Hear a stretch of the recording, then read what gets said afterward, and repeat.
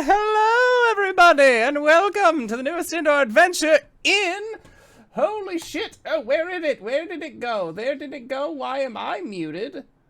You know, you'd think that I would be smart. There we go. Hello, everybody, and welcome to tonight's indoor adventure in the wild beyond the Witchlight, Part 25, Brigganock Nights. Today is August 14th, 2022, and you are loved. That is a very important thing that we like to remind each and every single one of our viewers and listeners at the beginning of each and every single one of these games. If this is your first time joining us, you can go to youtube.com/indooradventures to check up on all of the VODs of each of the games that we've played up until this point, or you can go towards where anywhere audio casts are being made available for free. You can find us there under the same moniker.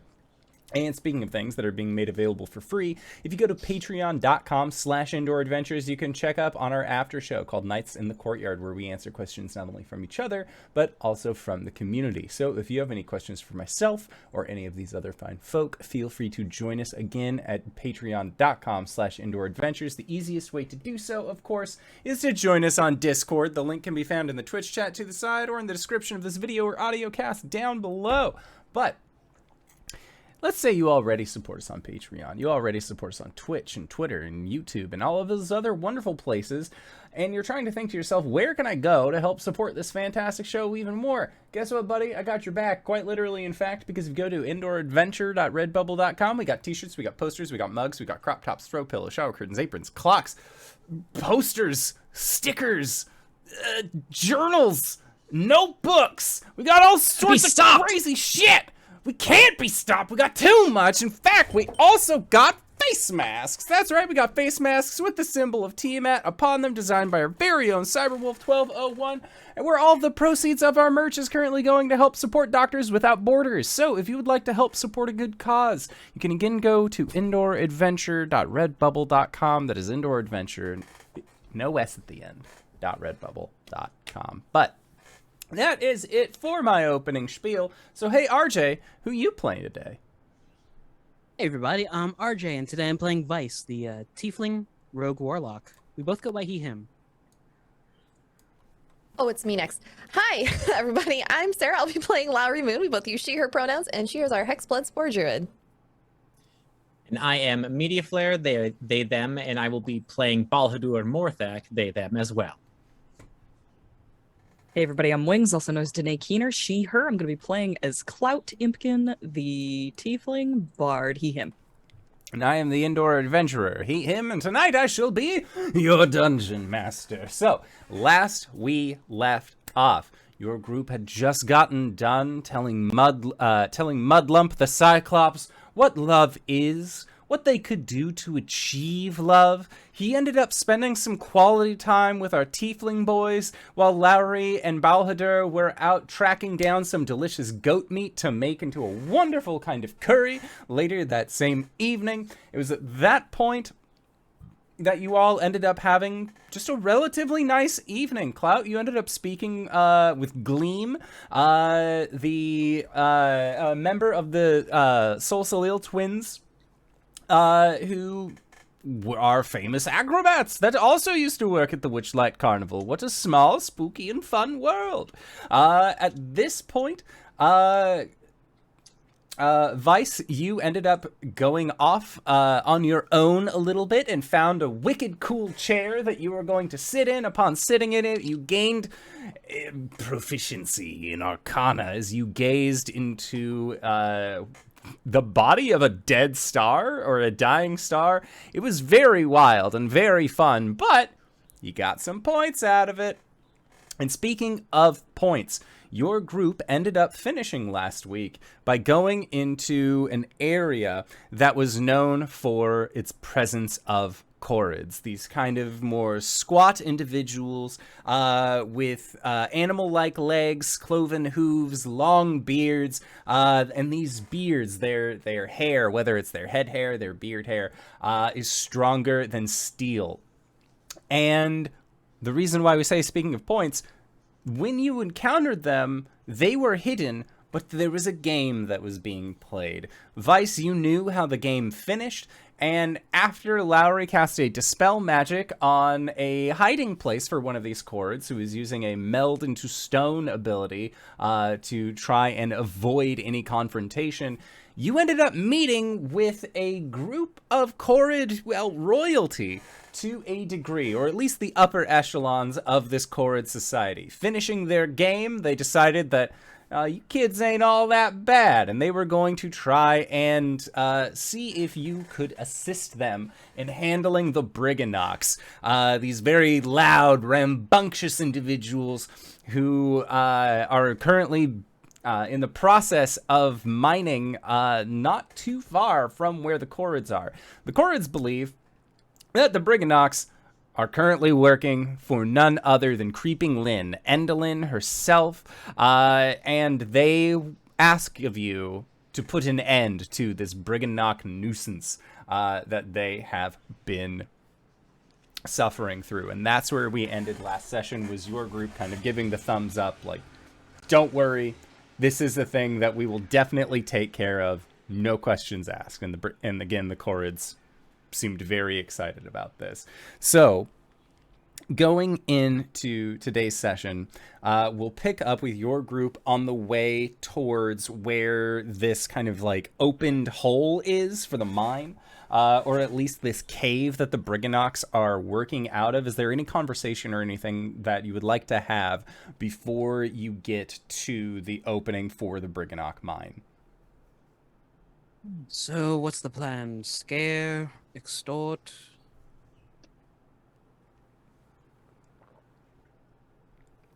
Fireball? Can you catch that? You're still muted.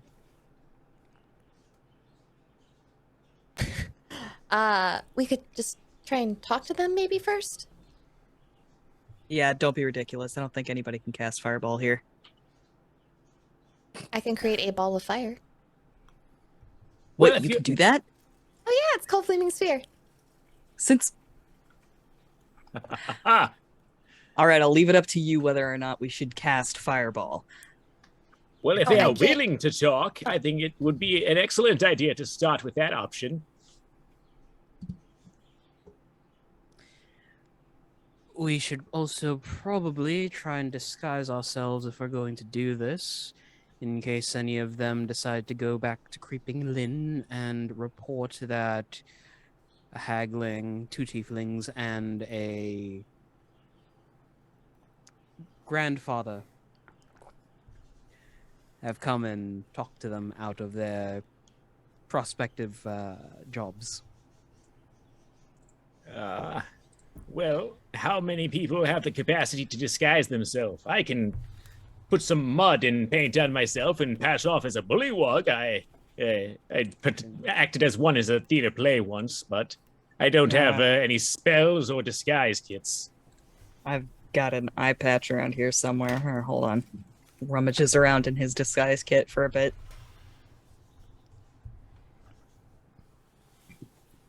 I've got a bit of makeup, and Vice pulls out a wooden mask.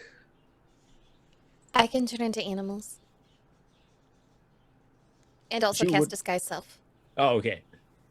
If you're an animal, you're not able to speak unless they can speak animal.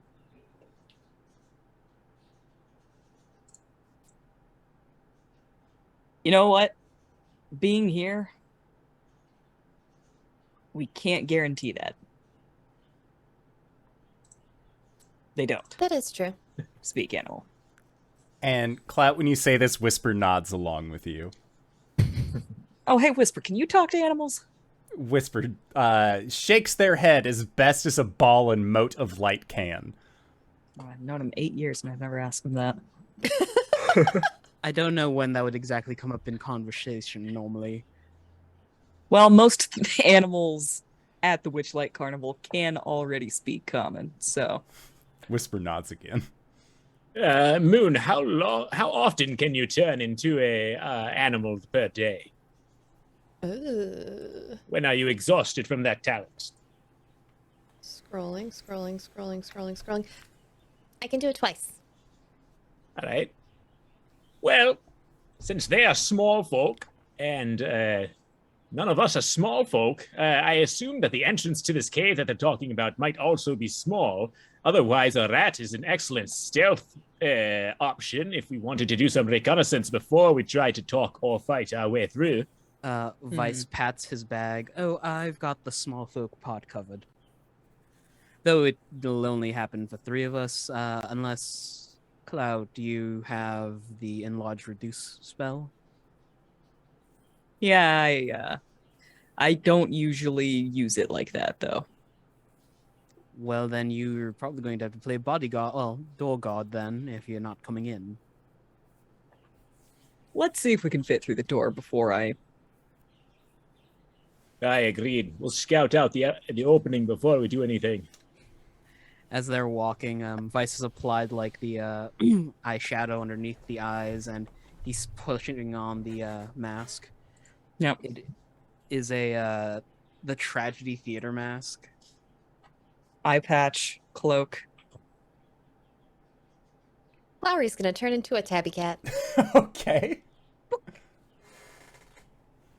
There's just an orange tabby trotting along, and as we get closer, she will just do that thing that small cats do where they just claw up your leg. She's small, but she wants to be taller, so she'll do that to Clout. She's doing the Okay. the big stretch where they're just like, clearly you have something in that bag that was meant for me. Uppies. I can do uppies by myself. Mm-hmm. And she'll just settle down on Cloud's shoulder. Yeah, and as you get closer, you can hear that, like, it sounds like it's like downtown construction level of busy coming from these mines. Like, you hear almost what sounds like what we would recognize as a jackhammer, just ding, ding, ding, ding, ding, ding, ding, ding, ding, ding, ding, ding, ding, ding, ding. Then there's also, like, wood that's being constantly sawed. Like, there's just sounds coming from inside of this mine. And as you get closer, you can hear that there are the sounds of hundreds of tiny pickaxes and hammers that are chipping away at stone, and it emanates from the mouth of a cave that has fingers of rock reaching skyward above it. Statues of irate, hairy creatures with cloven hooves are positioned so that they lean around trees and peer around boulders, all staring balefully at the cave's entrance. And from where you're walking, these just look like statues of Korrids that are like mean mugging the entrance of the cave. And when They're looking at the cave? yeah, they are like the statues of the Korrids are looking at the cave, and like you get near them and like wave your hand in front of it, they don't react. You can do like, even with a base level of Arcana, these are just rock formations, and you know that the Korrids are capable of manipulating rock, so you're guessing that they are just leaving these here in the same way that you get like a statue of an owl to like ward away swallows. Like, they are just putting scary looking Korrids outside to keep the Briggannocks from exiting.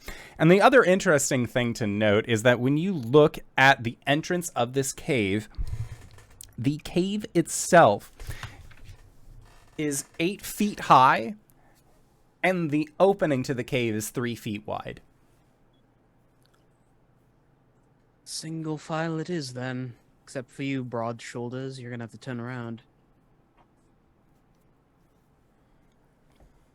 I can walk sideways. How many of us can see in the darkness without light? Vice raises his hand. Yo. Right. Where are my senses? Can I see in the dark? Whisper, light the way. Do they not give cats in D&D dark vision? Cats do not They have do dark vision not. in 5e. They And I have am keen smelling. Infuriated. It is, yeah. It is like the greatest Rude. insult that they've ever done in the game. Yeah, they have keen sniffers, but they don't have night vision. Where There's- on the character sheet normally is your whether or not you have dark vision? Left-hand side, it should be under senses. It's underneath Yeah. your passives. Yeah, it'll be right under your passives. Okay. There's just a mournful yowl. I'm pretty sure that comes from Dragonborn don't get it. I cannot see in the dark myself. So if the idea of having a guard is needed, I can stay outside while those who can see in the dark or move while being undetected can go inside and see what's going on. All right. Well, if you really want to do that, then I don't, Whisper. but I'm very bright and I'm very loud and I do not see in the dark, so I am a hindrance to the mission. All right. Respect. Whisper, if anything goes wrong, you're gonna run straight back to Balhador, all right? Nods in the affirmative. Okay. So it's just our tiefling boys and Miss Moon who are going into the cave? And a kitty cat. Okay. Then Clout goes, oh yeah, nose went with this, and he like pulls out a fake nose and like sticks it on. Incredible. I imagine that it like you don't have as much putty, so there is that like very clear. Oh yeah, it's weird- entirely different color. He's got Tumblr nose going on. Incredible. Okay. He's got tumble nose and yowie hands. And a Dorito face. This character has become very interesting over the last 5 minutes. Okay. So, 3 of you are entering into the cave. And as you continue to walk, as soon as you step inside of the cave, that tapping noise of those like 100-some odd pickaxes stop. And the cave is just utterly silent. But you begin to make your way in, and eventually, Balhador, you lose sight of them as they continue to make their way into this cave. Yep. Did I hear the picking tools stop as they stepped through? Yes, because the picking tools echo. So as you see them step in, you hear that stoppage as well. While they continue forward, I would like to investigate the opening to see if there was some sort of tripwire or like identifying thing that let anyone know whether or not we were in here. Yeah, make an investigation check. All right. Pew pew. Ooh. 21. Okay, so with a 21, as they continue forward and you kind of like lose sight of them, you go in and start investigating, you poke around, and you don't find any like mechanical thing that would have alerted them to your presence. You do know that there are things like alarm spells, so Aye. you're if anything kind of guessing that maybe there was some magical component as to why they would have been, why the axes would have stopped. And as you continue to investigate the run, eventually you do hear the pickaxes start up again, and it sounds very rhythmic as it is going.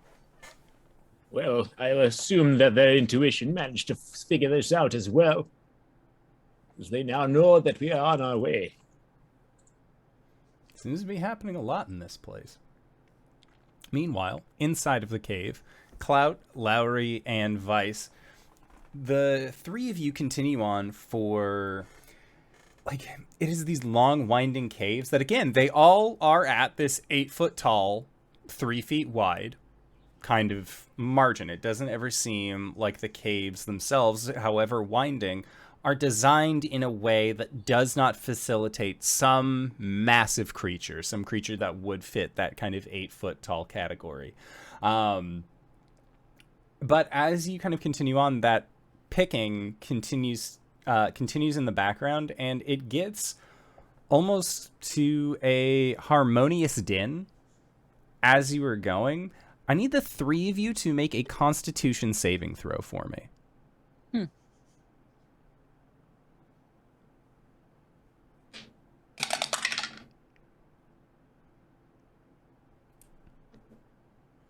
17. I got a 17. 6. 17, 6, 7. 7. Okay.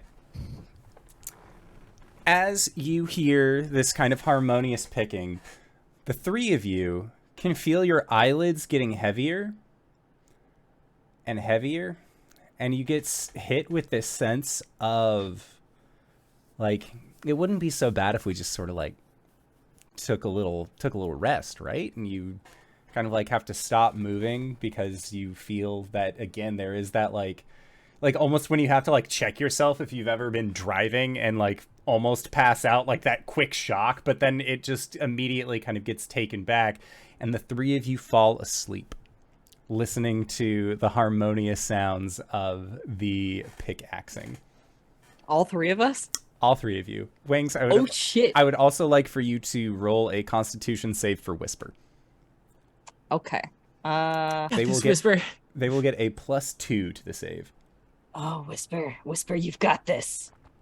Whisper, Whisper. This is Wings speaking. Fucking got this, all right, dude?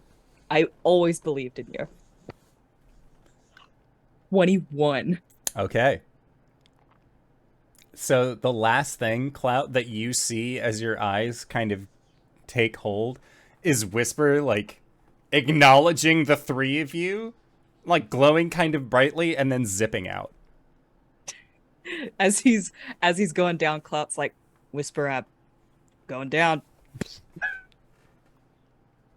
Okay. There's just a sleeping Lowry in Clout's lap because she was still on his shoulder. Are curled up. Incredible. Her wild shape will drop because she's unconscious. So it's just full on Lowry. Okay, yeah, and Balhadur, as you've kind of confirmed, there's no danger here. There's no, like, tripwires or hidden panels or anything that otherwise would have elected the Brigganocks on the inside to be alerted by your party members.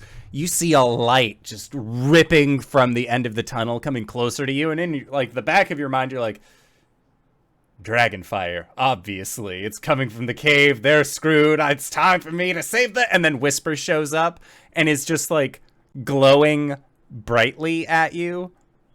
And then, like, going towards the cave, back at you towards the cave, and is trying to get your attention. Is this their safe brightness? You see it shake its head no.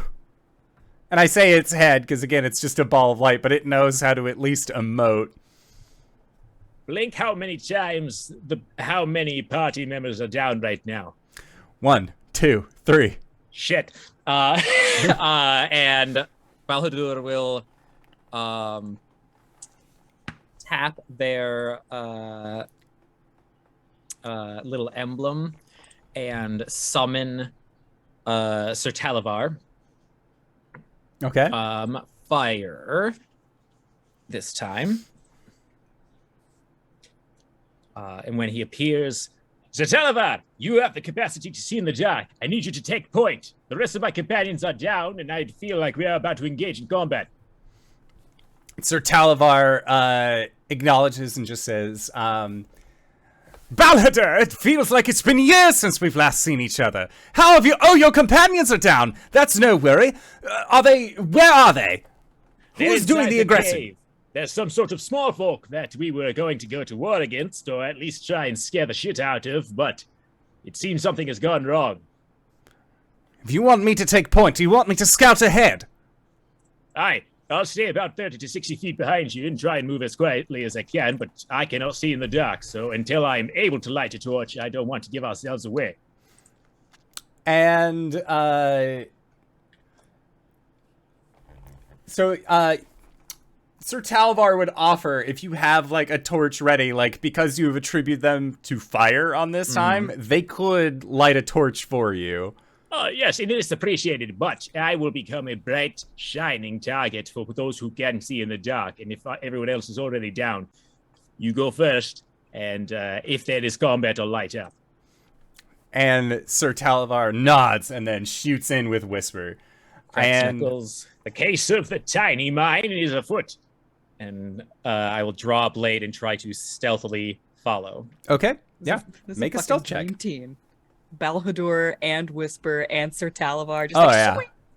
Like Couldn't I'm possibly go imagining wrong. like Super Sentai Force, like Ooh, I get disadvantage on stealth. Hell yeah. All right, so the first one was a 23, so second one is an 11. Okay. Sounds good. So yeah, Balhadur, you start approaching into the mine as well. So Talavar rushes in, Whispers following as well. And yeah, Balhadur, as you continue to creep on in, and it's taking a little bit of effort, I need you to roll a Constitution saving throw for both yourself and Sir Talavar. All right. What is my little dragon stats? Okay, we've got. Okay. So Talavar will roll pure 20, so they will get a 10. And then Balhadur, Constitution save. We'll roll a dirty 20. Okay. So, Balhadur, as you are squeezing through these caves, getting through. They don't make caves like they used to. This is why I didn't want to go in first. Thankfully, again, 3 feet wide, so it's just like a little, like, suck in your gut just a little bit, but, like, the tail is really the problem. Like, it just feels awkward being in here. But thankfully, you are able to get to a point, and you kind of, like, whisper out for Sir Talavar, and you just hear a little, like, Tiki. And then there is no response, and Whisper comes back and just flashes once. I will count to 6 seconds in my head before moving forward. Okay. And when you count to that 6 seconds and begin going forward, you can hear like, and it sounds like a wheel kind of going. And when you get close and like kind of peer out into this chamber, you can see that Clout is like head down. There's a cat like passed out on his lap with like this little mushroom hat, and you're assuming that that's Lowry. Vice is probably like arm out, like sleeping, like almost in a drama, like one of your French girls poses. There's no way he can't fall asleep suddenly without striking some sort of pose. And you see Sir Talavar has like gently glided to the ground and is just like face down in the dirt. But he is definitely a snark me kind of snorer. Just me. And it's just coming from like his little Sir Talavar mouth. But from the wheelbarrow, you can actually see that there are what look like 2 of these small bipeds with like a prolonged snout that has like a little bit of like a bat-like nose, tiny eyes, and these little glowy balls that seem to be following them. And 2 are holding up the back end of a wheelbarrow. And then inside of the wheelbarrow are 6 more of these individuals. They don't seem to have taken notice of you, but you see them like kind of like coming out, and they're no bigger than like a mouse, but they're coming out of these wheelbarrows. And you see that a lot of them have like cables and pitons and hammers, and they just start like, and like throwing cable over your friends. And this is a full-on Gulliver's travel situation where they're like doing like, they get the ropes over, and just in the blink of an eye, it looks like they're moving, and after images of them are appearing behind them. And they are moving with such expediency that in a matter of seconds, your friends have been like roped over. And they like, you know, like brush their hands and like thumbs up to each other and like give little high fives. And again, they don't seem to have taken notice of you at all. Okay. Well, they're too fast for me, so I'm going to have to just follow them for now. And I will try and maintain stealth while seeing where these shitlets will be bringing the party. Okay.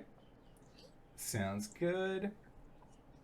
So it doesn't look like they're actually wanting to move them as much as they were restrain them. Yeah. Okay. I'll wait and see whether or not they leave or if they proceed to do anything else. Yep. So it looks like they like, after they give their like little high fives and like back pats, and you hear just little like, like they're like super excited about the jobs that they did. Eventually you can hear what sound, or I guess make a perception check, because this would be over the sounds of industry happening from within the cave. Oh, it's Ranger, 11. So with an 11, let me see here. Why did I put all my dice away? Like a fool I was. Okay. So yeah, with an 11, you don't necessarily hear it, but you see what looks like the figure of a humanoid that stands maybe about like 5'10", kind of coming from deeper inside of the cave. They have dark skin, dark armor, long black hair, and like one of the Briggannocks like comes up to their foot, and they lean down, like put their hand out and they hop onto the hand, and you see them like bring the Brigganock to their ear. Well, don't you worry a little thing about that. We'll fix you up right as rain. And then they put the Brigganock back down onto the ground, and then they walk over towards where the members of your party have been pinned down to. And as they approach, this is the individual that you end up seeing. There's actually art for them. Yeah. Okay, so they look like. Can I see their ears at all? Are these humans? Is that a human? It is a human. Right. Not an expected member of this party. What are they doing to the party? At this point, it looks like they are going over. They sort of have, like, pull back the cape a little bit, put hands in the pockets, and they are going to squat down until they are eye level at, like, squatting, kind of like looking eye level towards Vice, and they kind of like tilt their head a little bit.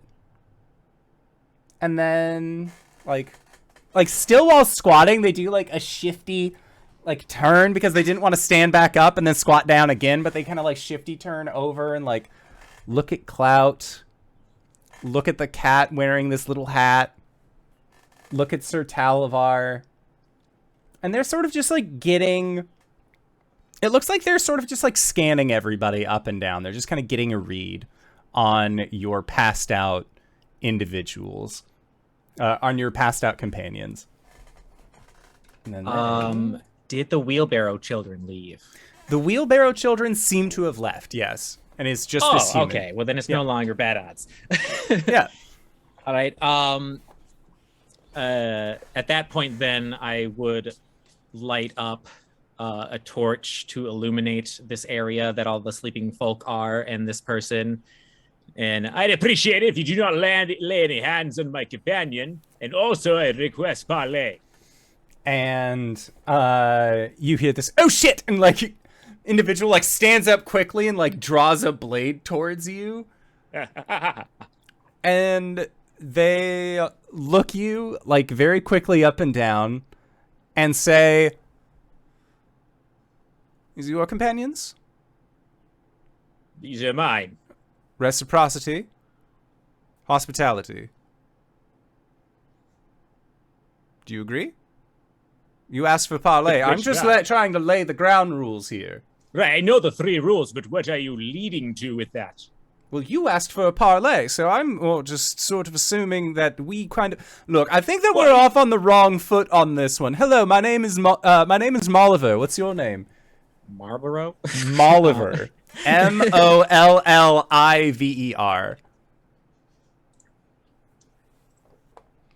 am Balhadur Morthak, Knight of the Sealy Court and servant of the Queen Titania of the Feywild. I see. My name, as I stated previously, Molliver. I'm part of an adventuring company known as Valor's Call. Shit, I've never heard of these.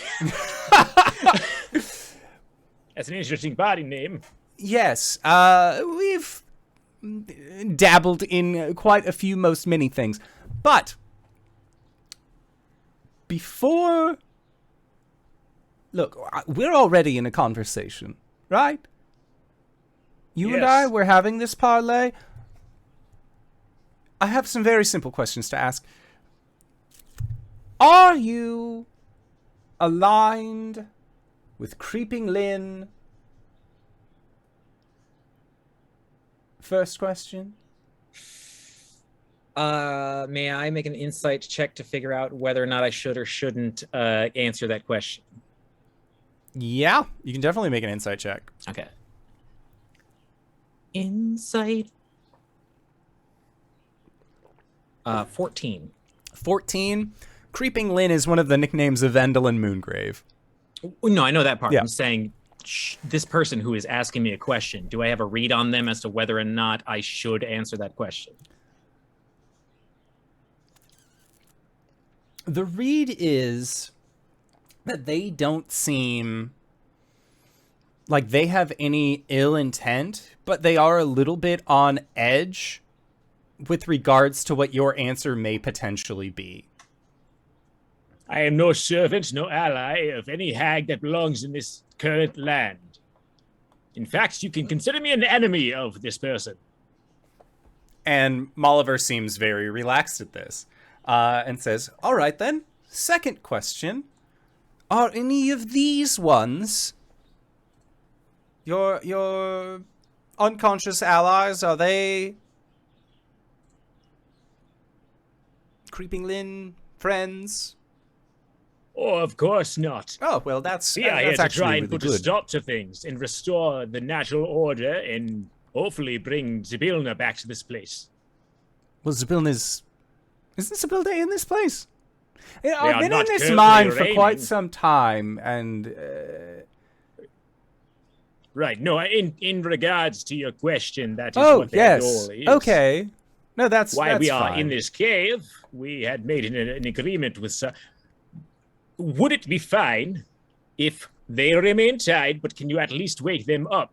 For some of them have much more information than I do about our missions. Well, I was going to actually wake them up, but then you startled the shit out of me, popping out of the back of the cave. So, you know what? I think that we really just got off on the wrong foot. I think you got off on the wrong foot. This is my cave. Yeah, you've been incredibly aggressive and defensive since I've spoken. Well, I'm sorry. Oh, I forgive you. Thank you But if for you can being wake them up, understanding. then Yes, no, of course. And he, unpops a little pouch on the side of his belt, and you see a tiny little Brigganock pop out. Like, its little head, looks up towards him, and he says, Oila, go, just those ones. And this little Brigganock, thumbs up, and then, they start, looking in their cape, and just, Zarly, and one comes out from behind a boot and points and just, can you help Oila, do this? Thank you. They're like children, very gullible, very small. And these two Brigganocks go over and just after images, it looks like a Looney Tunes combat scene. There's little bits of dust flying, and the party is no longer restrained. And each of you that were unconscious begin to start waking up. It's a lot more lit now.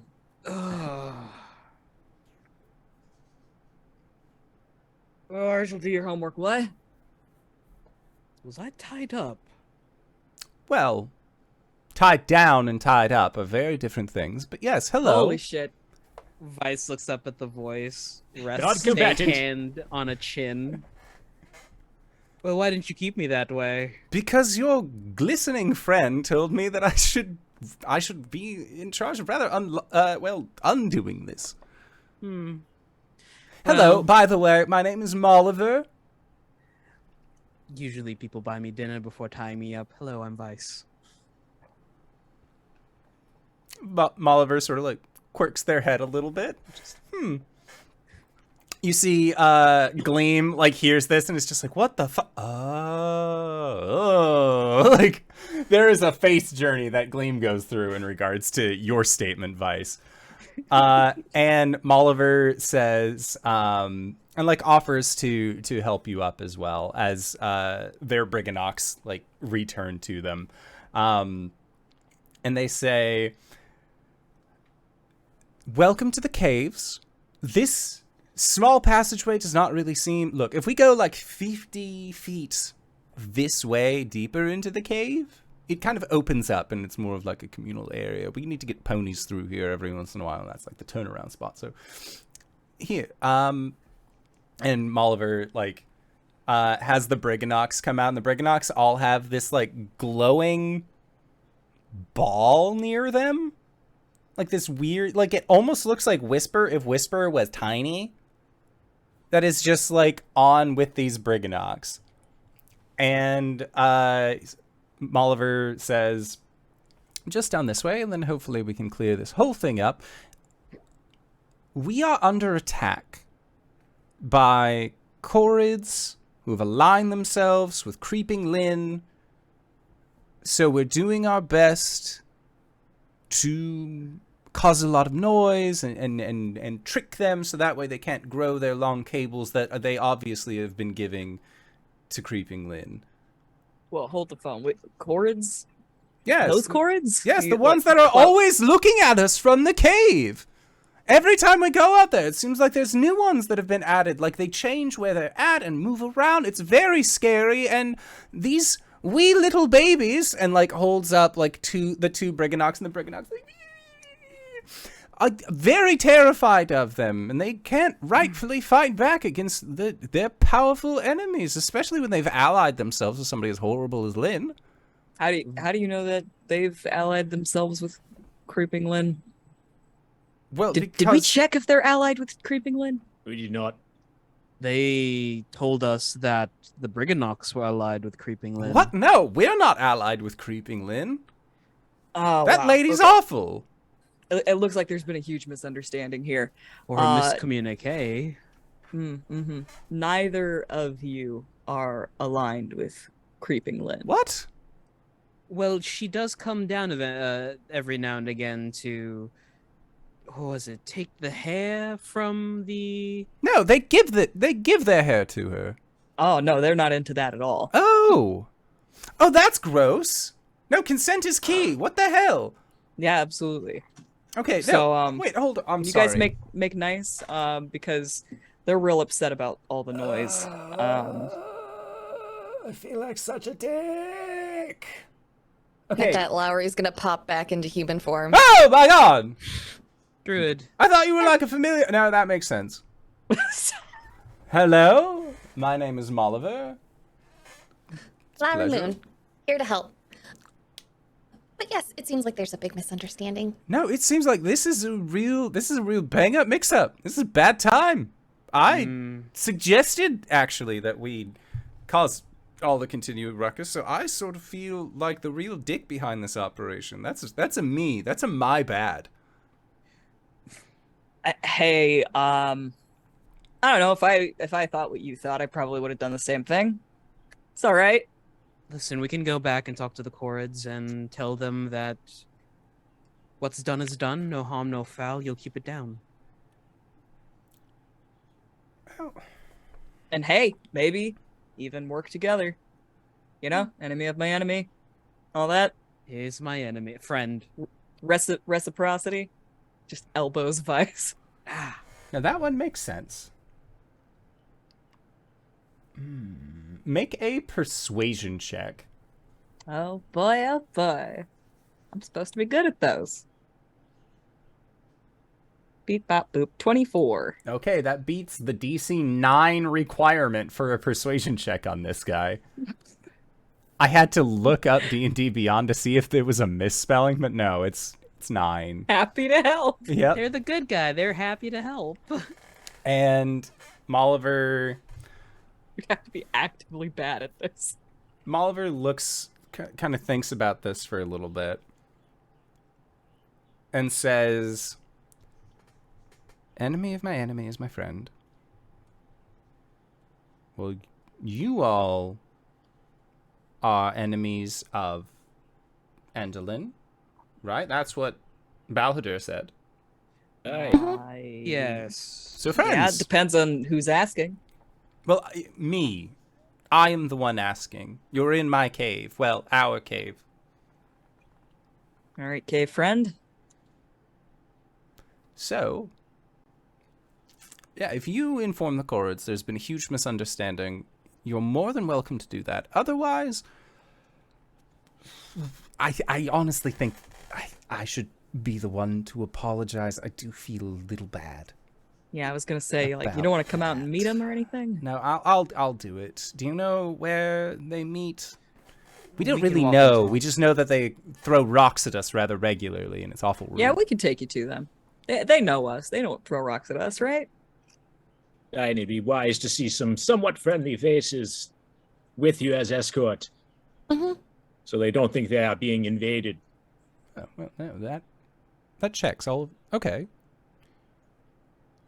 Okay, got it. Well,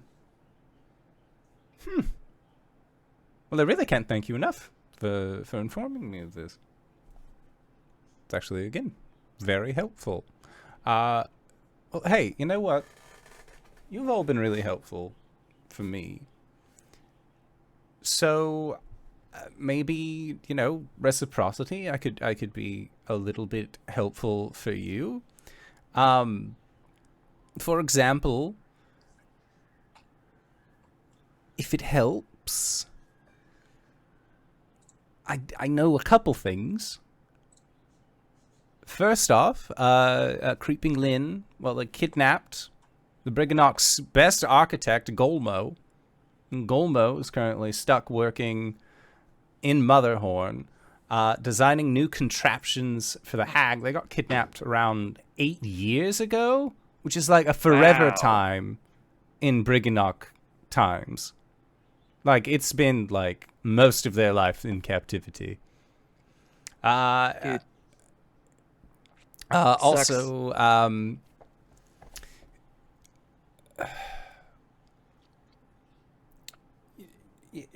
just in case, because you said you are enemies of Creeping Lynn, if you are able to pass a test, there is a secret way into Motherhorn within these caves. What kind of test are you talking about? I'm never good in school.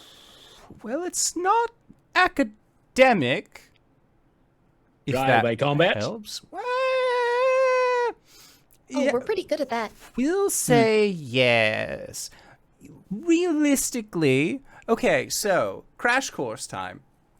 The Brigganocks are from a little known city called Wish Come True, and they mine things called wish stones. And wish stones have two different varieties. There's like good wish stone, which are obviously good and pretty and shiny, almost like Balhadur's scales.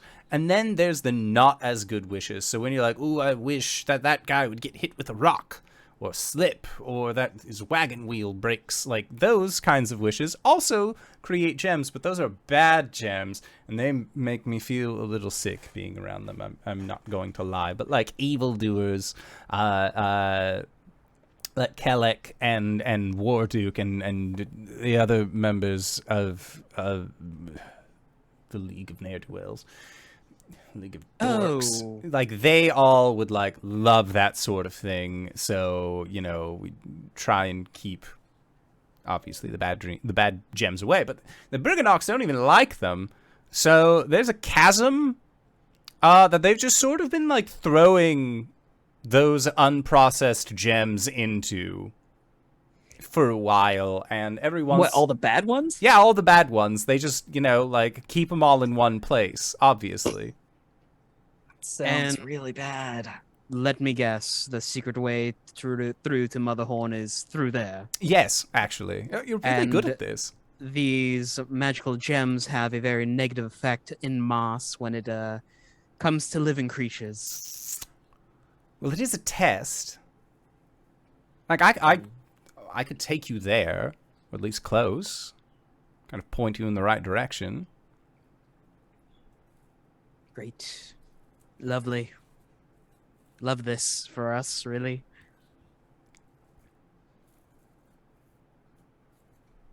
All right, so if you all are again interested in getting into Motherhorn, if that's what you do decide, I could go back and explain the situation to the Korrids.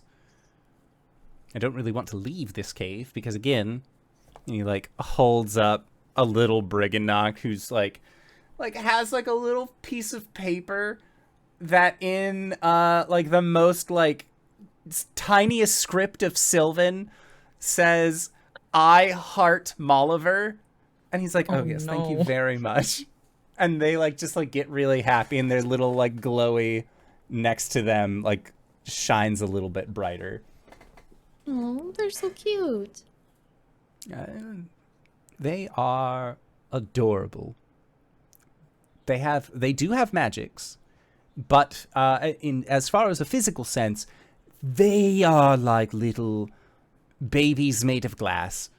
They are little fragile. It's like how you can have an exoskeleton for like a spider or another like chitinous creature, and if anything happens, then they just like curl up and die. That's like the Brigganocks, but they could just be really sad and they might curl up and die. They're very temperamental, like a sugar glider.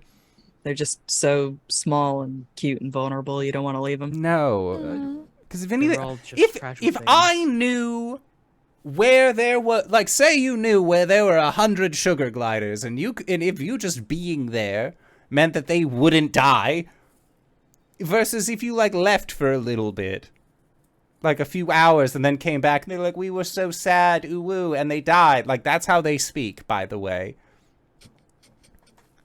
Yes. To be honest, I'd probably move the sugar gliders. Well, not necessarily. If we can get this misunderstanding all cleared up, maybe the Korrids and the Briggannocks can work together somehow. Mm-hmm. Korrids could hide the Briggannocks using their earthen magic. Oh yeah, and then you don't have to live in a cave. But I've lived here for so long. I rather like it. What are you even doing here? My stuff is here. What do you eat? What do you mean?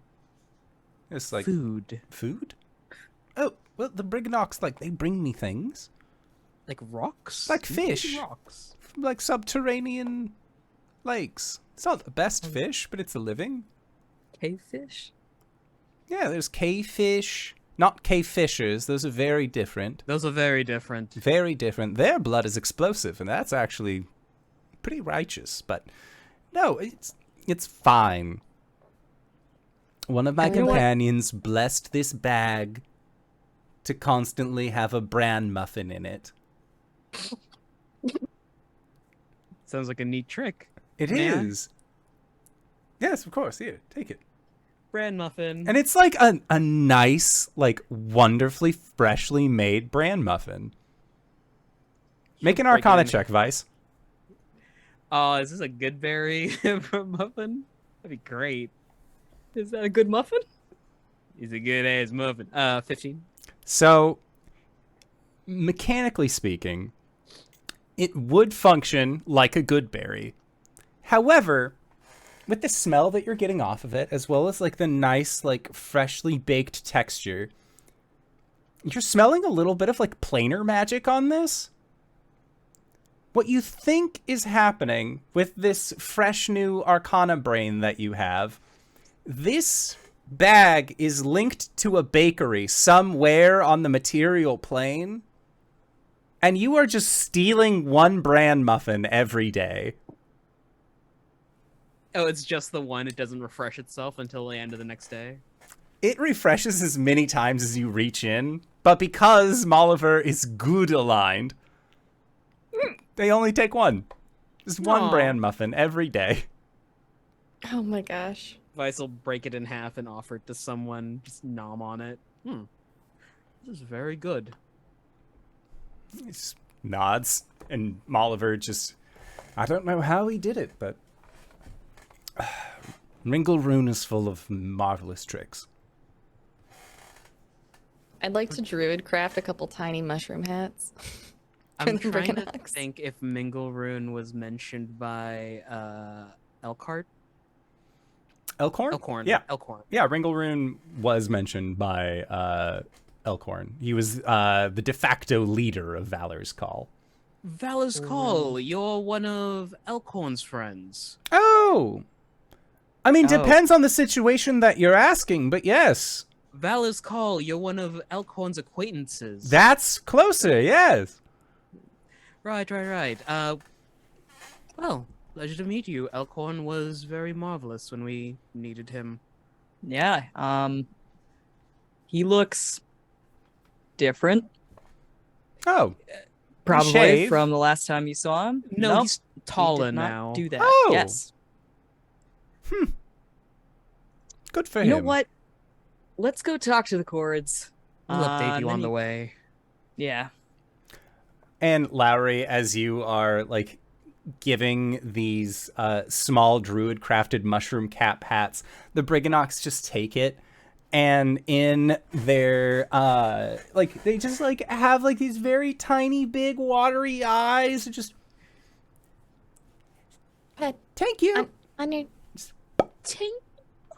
And like you see like one of them puts it on and the other like flips it upside down and like shows it to the other one upside down, and you see them like rub their hands together, and then water starts like shooting out of their hand, and they fill it like a cup and just drink it. I mean, that works too. But yes, these Briggannocks are very pleased. They're so small. And yeah, so you guys say like, Molliver, don't worry, we'll take you to meet the Korrids. And Molliver, like you see that there is that little bit of trepidation, like, but my babies. But again, in order to alleviate the pressure with the Korrids, Molliver is willing to journey to speak to them, at least. Far is it to the circle? Oh, it's like less than a mile. Oh. Yeah, it's really not that far off. And when you arrive back at the circle, you can see that the Korrids are all like in the middle of this very like stylized dance. It's very stiff, but at the same time, it's deliberate to the point where like the clapping of their hooves is acting as more of like a percussion line. And is sort of like going to kind of continue this Korrid dance. And when they see you, the leader of the Korrids, Argantel, will actually like approach you and just, "Oh, did you finally do it? Did you actually kill all those tiny little bastards?" I forgot how loud they are. We have an envoy who wishes to parley with you all. Parley? Who is this envoy? Hello, my name's Molliver. There was a small miscommunication or misunderstanding between the two factions. We'd like to talk it out. First off, I would like to apologize and say I did not realize that you were not allies with Creeping Lynn. We are also not allies of Creeping Lynn. No, that's bullshit! You definitely... Oh, language! Hello, I have tiny ears nearby. And he, like, cups one of the pockets. From the pocket. Just no, don't learn that one. And through a series of back and forths, Molliver informs the Korrids that it was just a huge misunderstanding. And the Korrids are a little... They don't seem as easy to trust. But because you're all there, and because Molliver is, like, talking for the Briggannocks and has Briggannocks here to speak with it, this interaction ends up rather taking care of itself. And your group is able to successfully put a stop between this... kerfuffle that was happening between the Briggannocks and the Korrids, and they seem to have come to an agreement that the Korrids state that because the people here, the way that they tell time is because lightning strikes every hour on the hour. The Korrids specifically say, we sleep between this lightning strike and this lightning strike. Can you not be working or maybe work quieter during that time? And again, like Molliver feeling bad at having been the one to suggest that they just work all the time to fuck with the Korrids, is more than willing to alleviate some of the tension between the two groups. And at this point, the wind is kind of picking up. You can see, you see that there's like a flash of lightning off in the distance. You know that it is relatively the top of the hour. I'd like for everybody to make a perception check for me.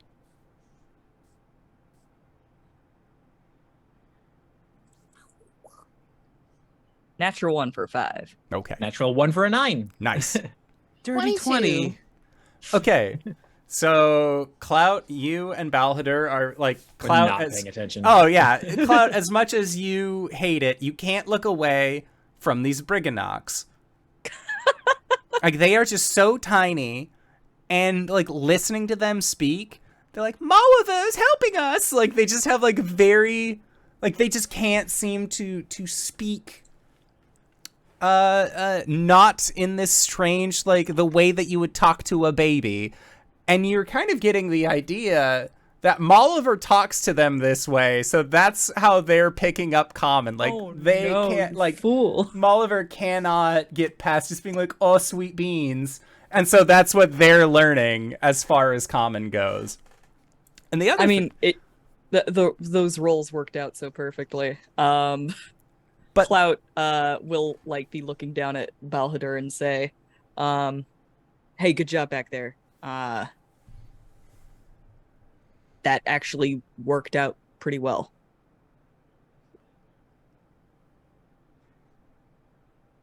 Well, I thank you, and I am glad that we did not have to engage in combat, nor any of you were harmed. Yeah, I think we got pretty lucky there. And It seems like we might actually get 2 factions of allies. Yeah, we're lucky for once. But does it not always go this simply with y'all? Oh, not at all. Yeah, no, I'm just glad that this time everything worked out. And Clout, as you're saying this, one of the things that is also like that, like as like you are continuing this conversation with Balhadur, one of the other things that you notice is that when the Briggannocks are speaking, they all have that like that little extra glowy bit that seems to follow them around. But as they speak to each other, it kind of like brightens and dims. And in a way, you're able to understand it. Whoa! It's very reminiscent of another glowy boy that is constantly by your side. Meanwhile, Great. Vice, you and Lowry are like Clout and Balhadur are having this moment. They're upset. Clout like cannot look away from these Briggannocks, and like you're kind of getting this the sense of everything that's happening. And very, I want to say, like over the wind, rather far away from where you are. The two of you just hear.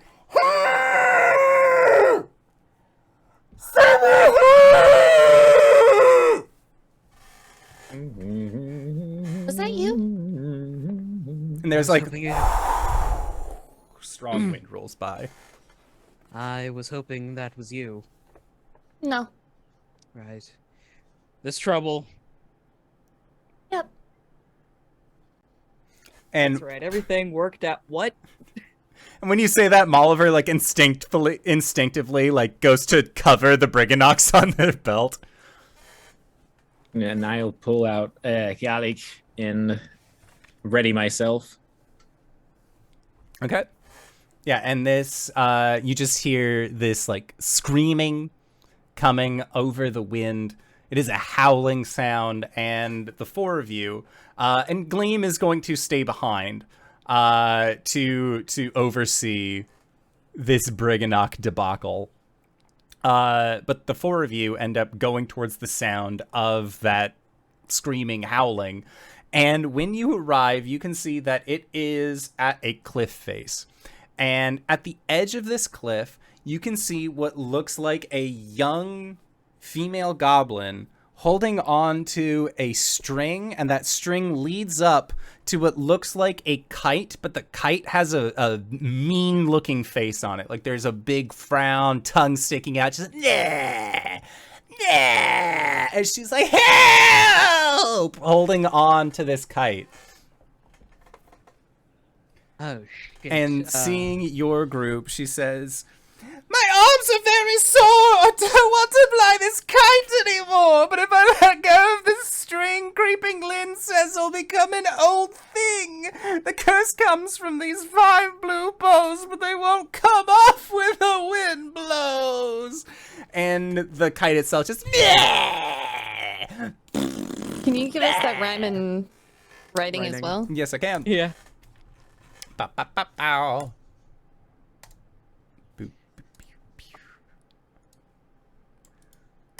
Yeah, this goblin is just like arms just attached, or not attached necessarily to the string, but they are holding on to this string for dear life. All right. So if you let go of the string, the curse happens. Uh-huh! You have to hold on to the entire string. If I let go of this string, it's going to make me old and horrible. But do you need to hold on to the entirety of the string? I was cursed to hold on to it with 2 hands. I think I see where you're going with this. Do you have a pair of scissors? I have sharp teeth. Okay. But it's like dangling over a cliff or something right now. So she is standing on the edge of a cliff, and the kite is just being held by this wind that is towards the edge. Okay. This is awful precarious. Here, hold on. Let me just... Where? Is it, what? is it okay if I hold on to you so you don't follow your doom? You can hold on to me, but please, I have to keep a hold of the kite. Does the kite Okay. have these blue bows on it? The string connecting the kite that she's holding on to has the bows. And let me reread this. I can fly up there and try and undo it. Yeah, I can assist you with that. But it looks like Moon is starting to scheme something. What if we just cut the kite off the string? Well, that's what I was thinking as well. We can fly up there and get them down and then Mm-hmm. sever the string. Right. From what this young lady is saying, though, it sounds like she needs to hold on to the string as it's attached to the kite. And as Right. you look at this string, it has a like almost fibrous quality to it, but in a way where it doesn't belay thread. As you had heard from the Briggannocks and the fucking hair. Korrids, it's that steel strength hair. Mm. So how do we stop the wind from blowing then? You gotta get those bows off, right? Make a Lowry, you can make an insight check. I'm supposed to be decent at these. That's a 4 for a 10. Okay, so with a 10, you're trying to think, but this kite, as you are like thinking about it, it's just like, you're gonna let her die, meh! Like, is like throwing taunts at you. Could you please stop? That's very distracting. I think that's our turn, Vice. Matt? And out sprouts crystal, or rather, what the fuck type of dragon am I? I completely brain fart. Who am I? Amethyst wings. Oh. Okay. Is it amethyst? I thought you were is purple. topaz. Yeah, I might be topaz. Yeah. Where is it written on my Dragonborn page? Let me know. Yep, Lello. Just look for your breath weapon. Oh, yeah. No, just as the damage type. Wow, RJ, you seem really familiar with Gem Dragonborn. I wonder why amethyst dragon wings appear. All right, let's try and pull them down. When that kite's being really loud and noisy and obnoxious, Mm-hmm. Clout's just gonna say, "Hey, shut up!" and he's gonna cast silence, centered on the kite. Okay. Yeah, and silence is just an AoE, right? There's no save or anything like that attributed to it. Mm-hmm. So the kite then, as you're doing it, is like mocking you, mocking everybody who's there. Again, like giving these like stanky faces, and then silence. The kite, like still flying, just like keeps trying to talk, and just.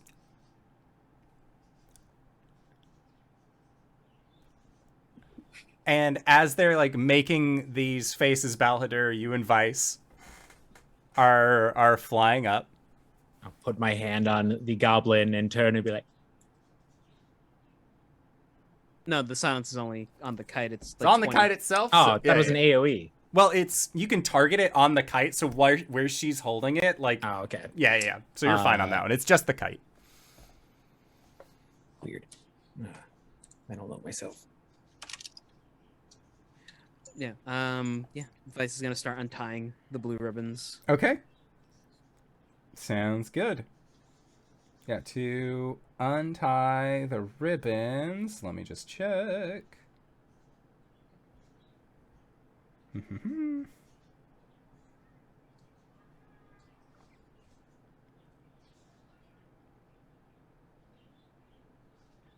So as you go to try and untie the ribbons, the kite will actually like move and shift itself, so that way the ribbons are constantly out of reach.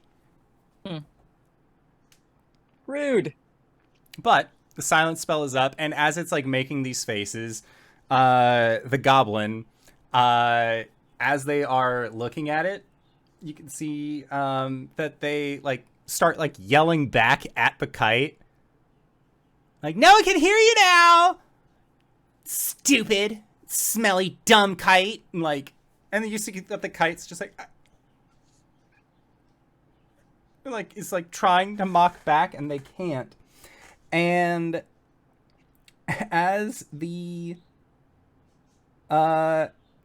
as this kite ends up like kind of like yelling, you can see that like the wind begins to die down, and the kite will just sort of fall back down like towards where she is. Huh. We demoralized the kite. It was Clout, full make of an hot air? insight check. Cloud. Sarah. What? 23. Clout, ever since you've been in the Feywild, everything that happens here is dictated on emotion. Good emotions, good things happen. Bad emotions cause bad things to happen, such as strong winds. Strong winds that are strong enough to keep a kite that is saying mean things aloft. The silence that you put on was enough to cause the kite to not be able to do that, to raise emotions to a high enough state that you took the wind out of the kite. Took So the you wind took out the of the wind sails. out of sails. Yeah. Huh. And as it sort of like comes down to the ground, Vice, you just like put your hand over its mouth so that way it can't say mean and weird things. And with its long string now on the ground, your group Oh no. able to untie all these ribbons. Don't bother licking my hand. I like it. And you see like the kite's face goes from being like, nah, to what the fuck? Like, like they have like a very confused look. And like if it was like the TikTok filter, you see the little like bloop, new kink unlocked, and they're like, wait, no. Note to self, next time cast it on Vice. So thankfully, you are able to remove these ribbons. And with that, the kite's curse is broken. Yay. Yay! I impulsively cast a spell and it helped this time. I know. And as the ribbons are undone, she says she'll actually ask you, Vice, for the kite. She Answer holds the on kite? to it, and the kite's just like, yeah, you'll never amount to anything. She just like hucks it over the ledge of the crevice and just. We can't hear you when you get noisy. I don't know what you said. You peek. Gotcha. The kite said, "You'll never amount to anything." As it fell off the side, as this little goblin girl just like claps her hands and puts her hands on her hips. She turns and gives you a very deep bow. It says, "Thank you for helping me. These are strong words from me to you. But you have my eternal gratitude, and if you are ever hungry or in need of shelter, you may seek me in my cave. For I have lichen aplenty, and a space that is relatively dry. I cannot attest that it is all the way dry, but relatively is fine enough. You may call me What? Fina. Hi, Fina, love. Where exactly is your cave? My cave? That's over those couple of hills over there. I don't have, like, a map, okay? Is that in the general direction of the cave we were in? No, it is not. This is a Okay. different cave. God, I wish. God. Oh,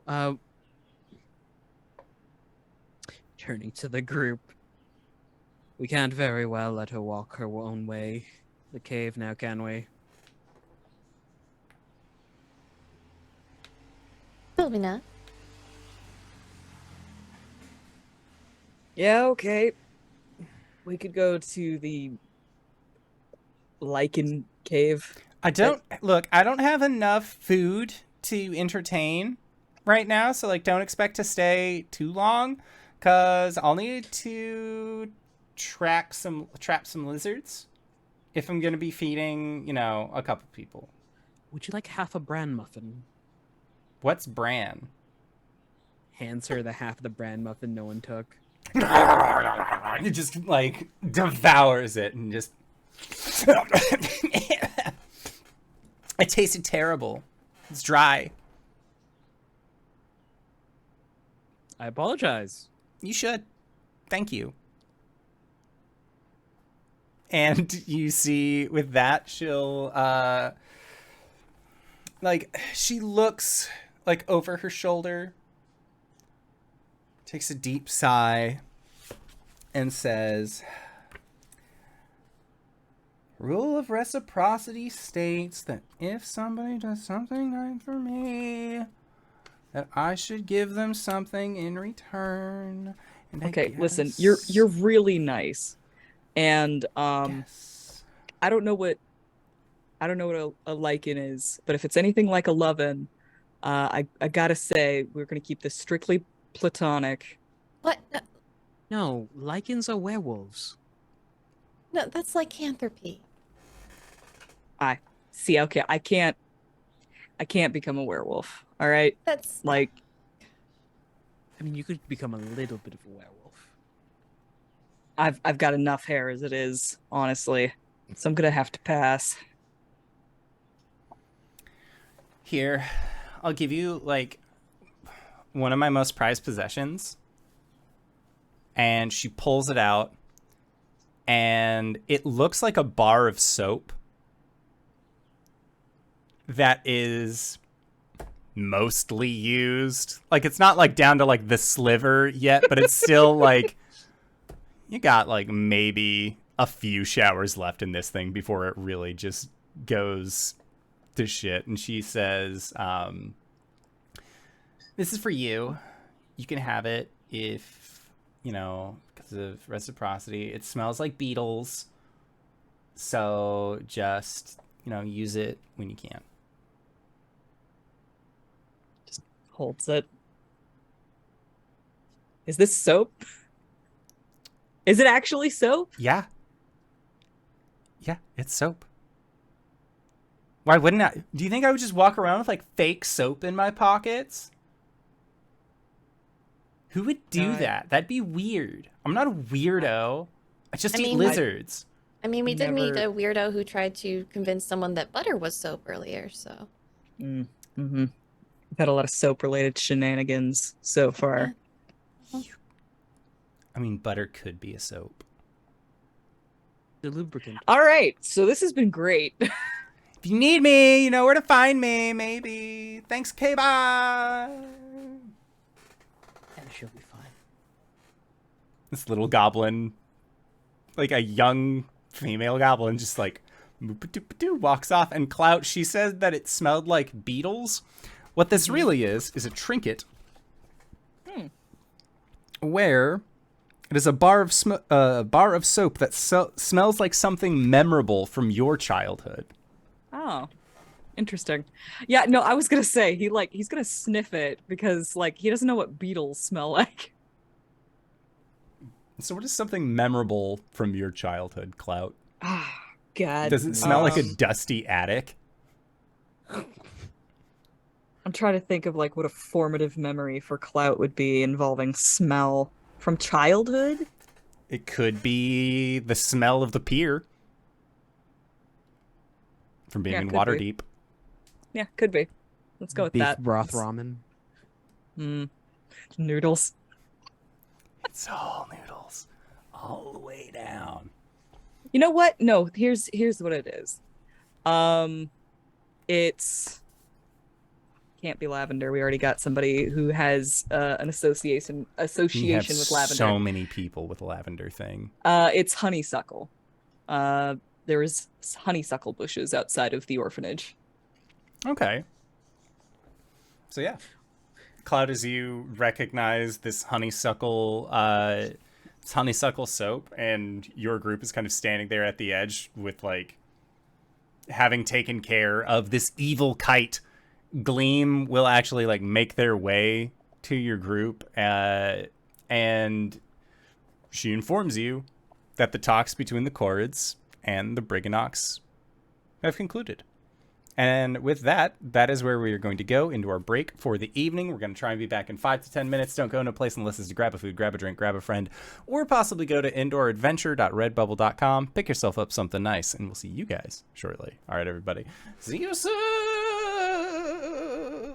Hello, everybody. Ah, fuck. What'd you do? I dropped something looking for. I'm so disorganized. I'm looking for my notes right now, and I just can't seem to. I have so many notebooks. I have like 3-4 notebooks that just have notes from various campaigns, and I just can't sort them out. You know what? That actually reminds me. I need to get the notebook that has my notes for this campaign in it. It was over here. For listeners I at was just home. kidding. It was my Rook and the Raven journal. That's what I had. That's what I was going to get. Hey, guys, RJ, did you know that there's a really easy way that you can actually sort all of your notes, all of your papers, all of your extra stuff? Oh my God. You can just pop that shit right back in? Oh, yeah. I want somebody to do that to my back, like just remove it and then put it back the way it was supposed to be. But did you know that if you go to rookandtheraven.com, specifically shop.therookandtheraven.com, and use the code HypeGoblin on checkout, it's 15% off your entire purchase. We're talking little bindy boys. We're talking pages. We're talking covers. We're talking cases. They got all sorts of stuff in there that you can get for that 15% off. And you know what? When using that code, that actually goes to help support people on this channel. So if you like all of the sweet cosplays that Sarah does, if you like seeing new stuff on the horizon, the easiest way to do that is to go to rookandtheraven.com and use that code HypeGoblin. Again, that's HypeGoblin, not the HypeGoblin. And if there's a comment section that says, hey, where did you find out about this? You should say that you found out about it from Indoor Adventures, because then maybe, who knows, somebody might reach out to me. Just saying. Anyways, shop.therookandtheraven.com, 15% off. Not This bit sponsored. gets longer and longer, and I'm just waiting for the session where it just goes like the entire second half of the show. Don't tempt me, Frodo. We can do it. Thanks, I hate it. So what you're saying is that we should make a one-shot where the Where we're just entirety of it plugging. is going deep, deep into the realm of possibility, and at the very end, somehow making it a plug. You know what? If you want to write that adventure, I will play through it. I'll do it, and it wouldn't be the first time I've done it, so let's keep going. All right, but in all seriousness, shop.therookandtheraven.com, 15% off if you use the code HypeGoblin at checkout. So, y'all, you have just solved some interfey dilemma between the Korrids and the Briggannocks. Gleam has informed you that things seem to be looking on the up and up for these two parties, and having just rescued this small young goblin girl who gave Clout some soap as a way of thanks for her life, you all went back, are able to then go back to this Korrid platform, and you can see that like the Korrids are like, they're looking at the Briggannocks, and they use like quick shape stone to create like a little pillar, and the Briggannocks just like whip around it super quick, and you can see them like ding, like it's like Animal Crossing when you make anything at your DIY table. Like it's just like you see them working, and you don't know how it's working, but they create like these beautiful mini sculptures, and the Korrids are sitting there like, and you can see that there is that like, that's pretty good at what they're doing. Like they seem very pleased with the fact that these Briggannocks can work. Like they don't like the noise of the rock getting hit, but they can't argue with the end results, and that's really what they're here for. But again, it seems like you have been able to put these differences aside, and Molliver is arguably like they have finished speaking with the Korrids and are waiting for you all to return so they can let you know that they would really prefer to be back in the cave. And they say, if everything's done with you all, I think I'm going to be heading back to the cave. The cave's safe. The cave has my babies. My stuff is there. Again, if you are looking for means into Motherhorn, we can help. We can assist, certainly. But that's also in the cave. It's really, the sky is just really big. I think I may have spent a little too long in my cave and Yeah, how long developed you a been in little there? bit. This is my first real time leaving the cave in about 8 years. Molliver. Come Come on. Look, I don't need to leave the cave. I have my babies. My little Briggannocks. I know that they're not like my babies, but like, you know, I take care of them. Your friends know that you're still alive. Oh, they know I'm alive, and if ever they are in need of assistance, I'm more than willing to do that thing. But also, you know, there are small, helpless creatures that need me. So long as you're happy, I'm happy that you found your calling. I'd be a lot happier if I was in my cave. Let's go. Okay. Okay, but 8 years though? You were in a carnival for 8 years. Yeah. But this guy was in a cave.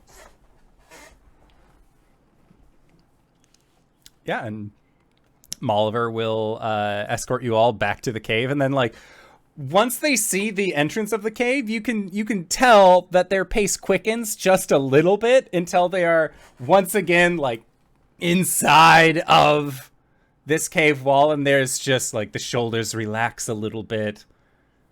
As every YA novel likes to say, they finally let a breath loose that they didn't even know that they had been holding. And Molliver seems once again at peace now that they are inside this cave.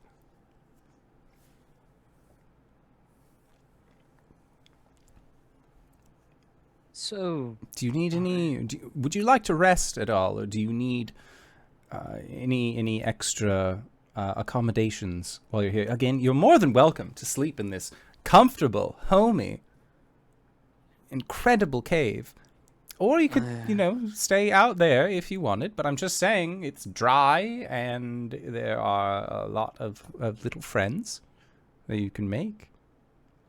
They give great back rubs. Resting up before we carry on might not be a bad idea. right.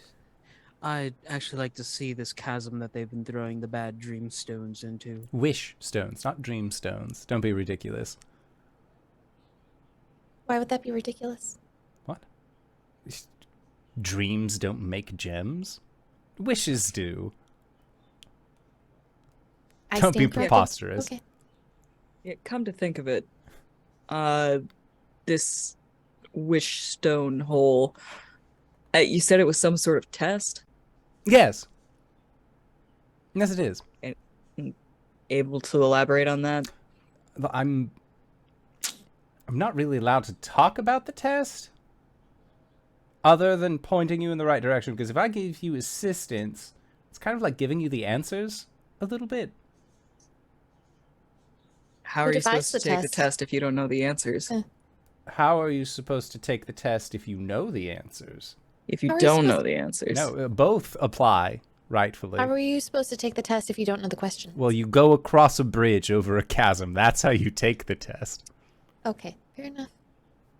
Oh, I wasn't ever good at studying anyway. Guess we'll just wing it. Think of it as a pop quiz. Clout grimaces, as that clearly brings up bad memories. Okay. And as you are all able to get inside this, get inside the caves, and again, it kind of like widens up at areas, and Molliver will explain that the reason why these caves are shaped in the way that they are, with their 8-foot tall ceilings and 3 feet wide, is that they have a pony. They have a horse that also lives in this cave with them, and they need to be able to ride their pony inside of the cave. They have given their pony to the oldest Brigganock here, but they still, just in case. It seems Molliver's idea of what is acceptable in the cave is very different than what's acceptable on the outside, and they might need to go through a little bit of reprocessing to acclimate back into society after an extended period of time. But for now, the cave is life. Molliver, I need you to go outside and touch grass for me, please. Why, there's grass in the cave. We have McDonald's in the cave. McDonald's at home. So, as you continue on, Molliver eventually will take you to what they describe as Rivenwish Chasm. And at the end of this route that you're on, it ends at a gaping chasm, on the far side of which is a grotto full of stalactites and stalagmites. A truss bridge constructed of intricate wooden struts and beams spans the 100-foot gap across the chasm. Beneath the bridge is darkness, dotted with purple lights. Well, declares Molliver, here we are at jolly old Rivenwish Chasm. Best stay on the bridge and not dilly-dally. Right. We want to rest, right? You're Yes. more than welcome to rest here, or if you would prefer to do the test and then rest on the other side, you're more than... I won't tell you where to rest. Unless you're planning on, not resting here, in which case I could take you back to one of the more comfier caverns that we have. The beds are made of clay. It almost acts like a memory foam to your back as you sink in. It's very nice. Fine by me. Yeah. Sounds good. Yeah, and Molliver will take you to what he deems the guest quarters. And it's like, they're like how eventually, or some places will have like bead curtains instead of doors. That seems to be what Molliver has put in the entryways, but they're just like rocks on strings. Like they're not like fine bejeweled beads. They're just like pebbles that are made up, but they've been brightly colored with paints and different pigments. But he opens it up and there is room enough for the 4 of you to sleep in here. Well, 5 if you include Gleam.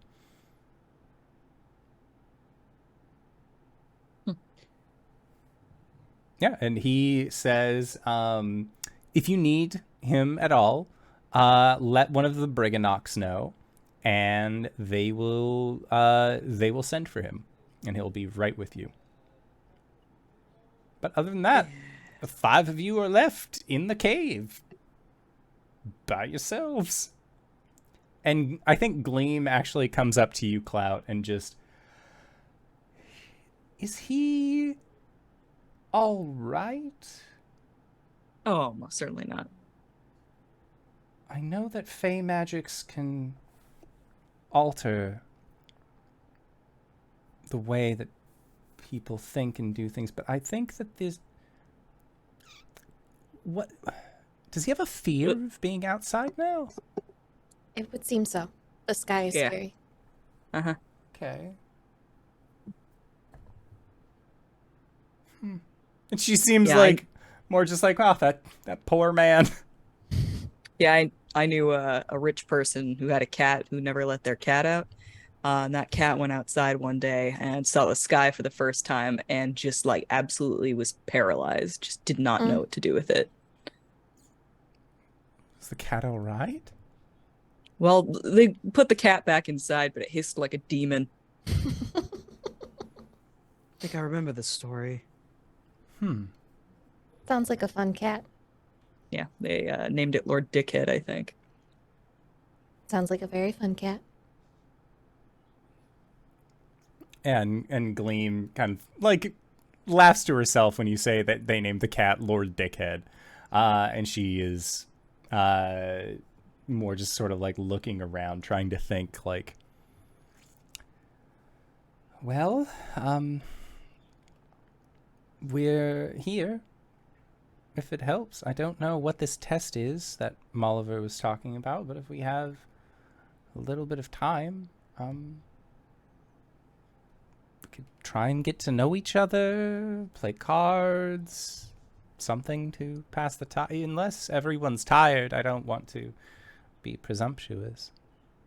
Yeah, sure. I think I got a card deck in here somewhere. Starts digging around in his bag. Get to know each other, huh? I mean, I don't know you all very well. You don't know me very well. And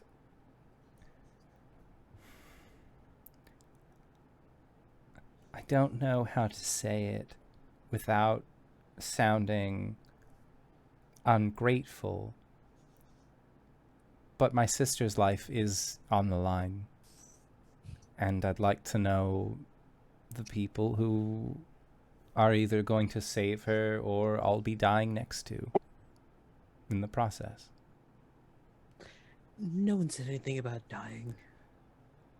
We're going up against Creeping Lynn and sneaking into her establishment. I don't think that she's going to slap us on the wrist and say, go shoo. Probably not. Fair point.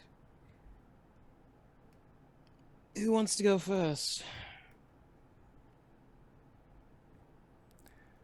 Well, I was the one who initiated the game, so I'll go first. Hello, my name is Gleam. I worked in the Witchlight Carnival for several decades and decided that I was going to look for new opportunity, and that's what led me here, but you all already knew that. My favorite kind of cat is the one where their faces are very smush. I like the flat-faced cats. Cats with little pointy noses are very cute, but there's something about a smush face cat that I can't help but love.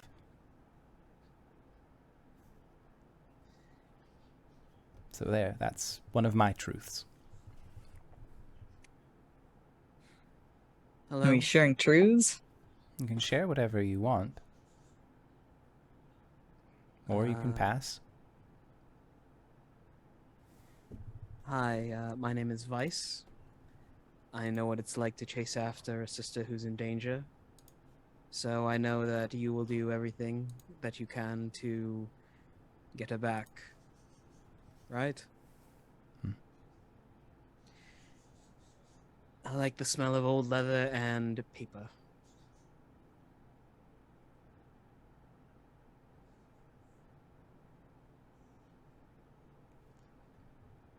She nods.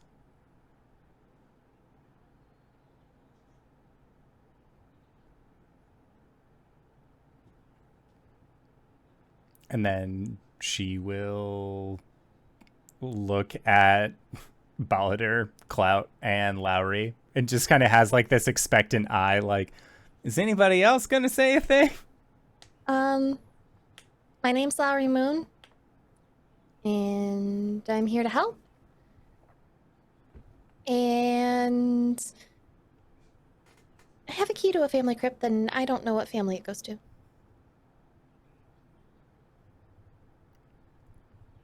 I That's think me.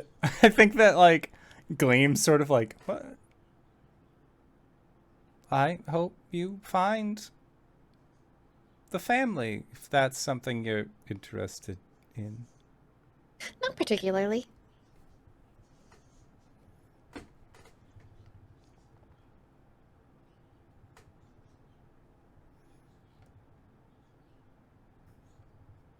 Then she'll look at Clout and Balladur.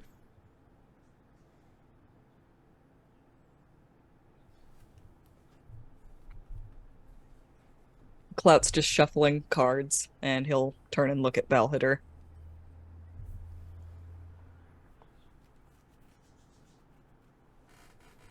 You want to play?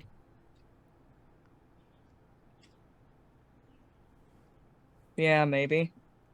Well, why don't you go next?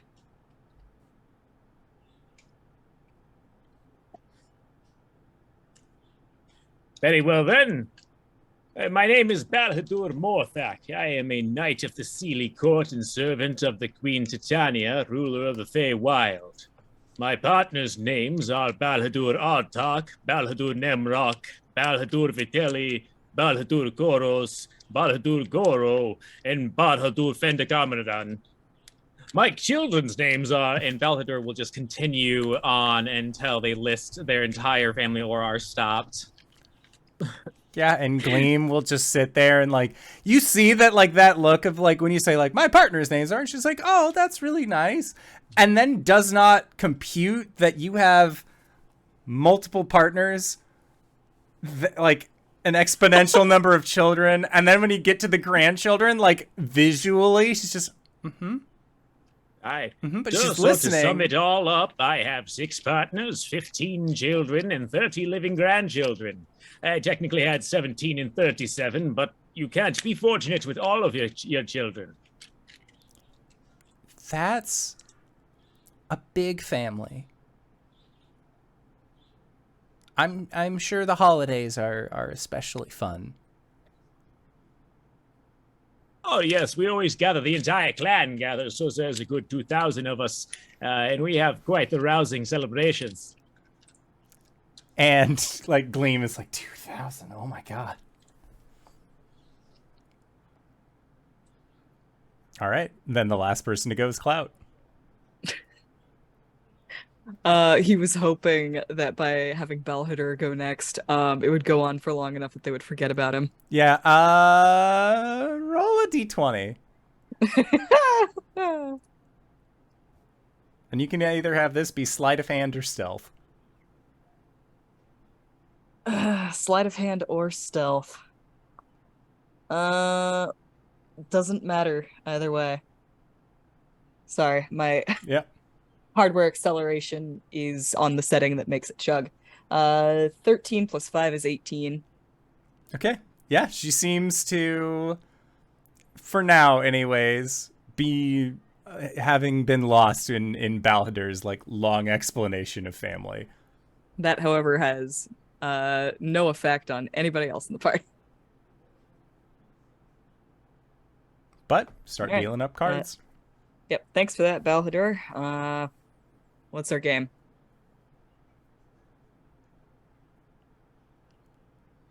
And I think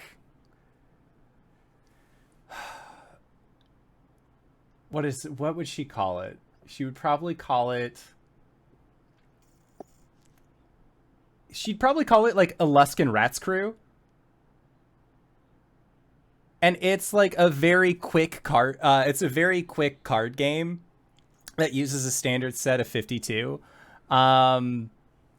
Where like you flip over a card, flip over a card, flip over a card, and then you try and like slap down on the card that is in the pile, and if you slap the card that's in the pile, you can pull the whole thing. It's a very, very quick-paced game, but it seems like this is this would be like a carnival game, if anything, or like the carnies, like that is the equivalent of like a card game that they would play kind of thing. So she's very quick at it, but it seems like her nerves about playing this game with new people is kind of keeping her from truly like getting into it. But because it is a quick a game for quick hands, everybody roll me a sleight of hand check. And you can either use sleight of hand with a wisdom modifier or sleight of hand with a dexterity modifier, depending on how you want to play 20 for the a game. 21. Oh shit. Wow. Fast fingers. 23 for Vice. 7. 12. Yeah, Gleam got a 6. So really, it's like Gleam teaches you all how to play the game, and Vice, you're in this moment where it's just like, you fool. You absolute fool. I invented this game. Like I've played Northlander Blitz. yeah, exactly. Like it's a different name than Aluskan Rats Crew, but like you have that you have it definitely like down pat for this. And Lowry, this game as well, you learned under a different name, and like this is the best game that you have ever played. Like you and Alessandra and like other members of the book club would play, like just as kind of like an idle thing when the drinks have gone on for a little bit longer and like the cards come out, that sort of thing. And like you're at the peak, but there's just something about Vice where like he is always just like whoop, whoop, like he's just somehow quicker at it than you like are. At one point on like we're both reaching for it, and we do that thing like when you both reach for a game piece at the same time and like your hands hit. Oh and yeah. you, like shockwave up your arm. I feel like Yeah. that happens. If you've ever played like Dutch Blitz and it's that moment where like you both go for the same pile and then like you go to put it down and they just like very smoothly just like zip right underneath your hand. Mm-hmm. Or Like spoons. yep, that's what Vice is effectively doing. Vice also cheats at rock, paper, scissors. He waits a half second after you throw out your thing and then throws out the opposite. Rude. Motherfucker. Mm. But yeah. So the night goes on, and eventually Gleam will be one of the first ones to tap out. Acknowledging that if you are all going to be going into Motherhorn tomorrow, that you should at least try and get some shut-eye. Oh, Lowry, could you help me out with something very quickly? What? Just in the hall. Okay.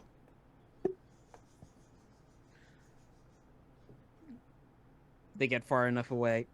So, when we were fighting our Cyclops friend, and as well as when we were fighting Agden and the hag there, you went a bit spooky. I did? Yes. Oh. It seems to me that it looked to me at least. Somehow you were using the magic in the mushrooms, and your eyes were glowing white, and I think you were a little incoherent. I'm sure it's not. I'll keep an eye on it. I'm sure it's fine.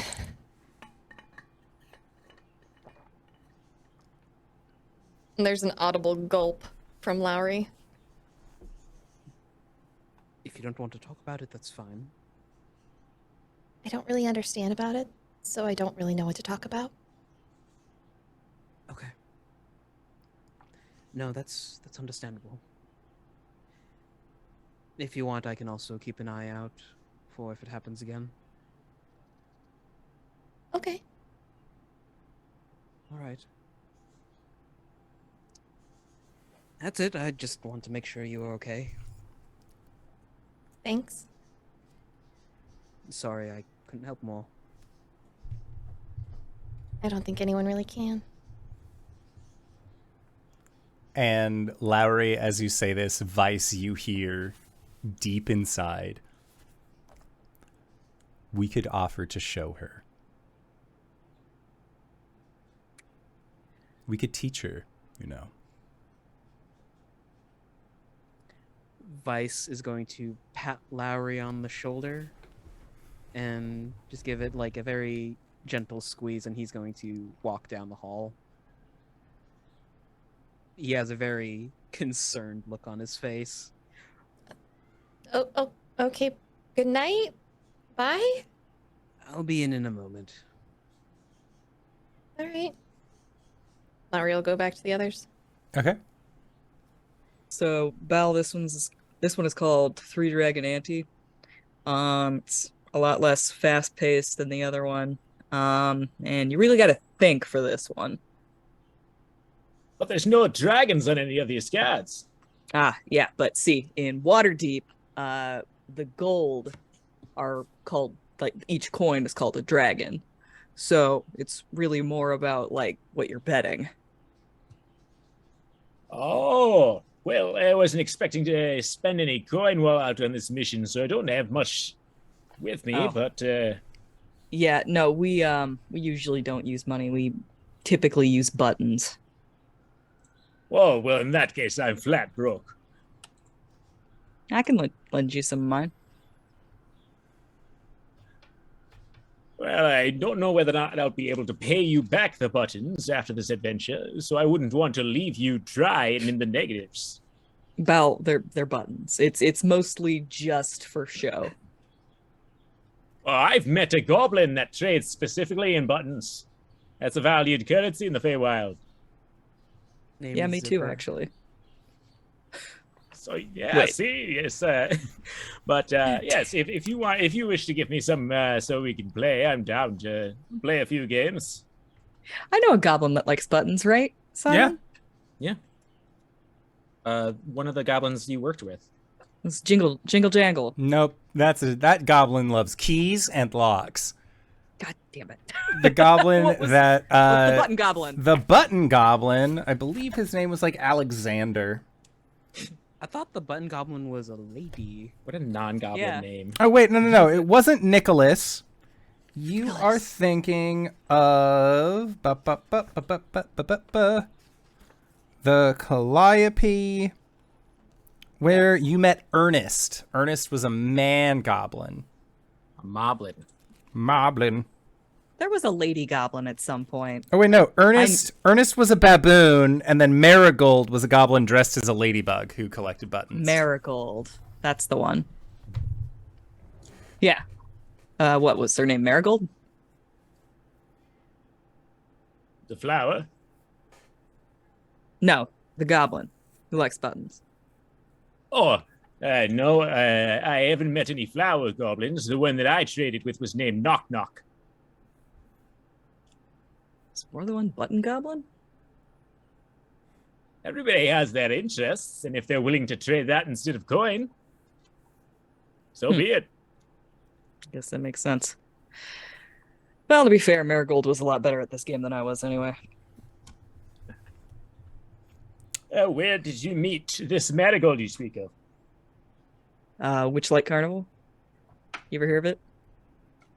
I have. Yeah, Balhader, as well as like being around Gleam, who was like, I worked at the Witchlight Carnival, and other folk that like you've encountered who have mentioned the Witchlight Carnival. You're very familiar with it. Chances are you might have even gone at one point in time. You're old enough and it shows up every 8 years. It's the perfect place to take all of the tykes. All of them. Aye. Every cycle, when it comes back round, I take the youngest ones out and give them an exciting time. The older ones have to bring their own buttons, though. Yeah. So, is this a win? Well, I'll be damned. Yes, it is. Just slides you his buttons. Yeah, and Lowry, when you come back in, you see that like Clout is losing a card game to Balhader. Right. Well, I won't have to worry about little Chud and Puffer's growth spurts now. I've got plenty of buttons for repair. How's Hey, it going? Lowry. Yeah, pretty good. Bal's winning. But we're trading in buttons instead of coin, as the game is normally played. You ever play Oh, 3 Dragon Ante? I haven't, no.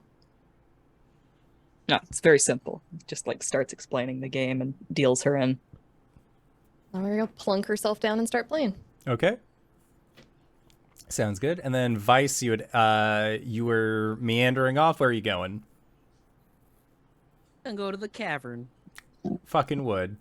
All right, so you get to the edge of the cavern, and again, kind of looking down, you can see that there are these like, it's like a purplish glow that seems to come from like, you're guessing that this cavern is roughly like 200 feet below, or like 200 feet deep. It goes for quite a way.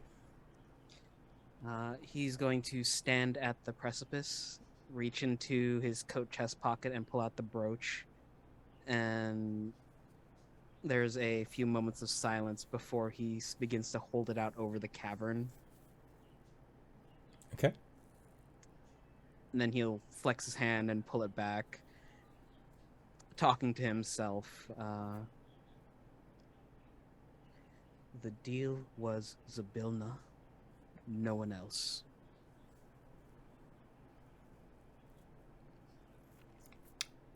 There is, like, as you say this, the words echo, and you can hear them echoing down into that dark below. And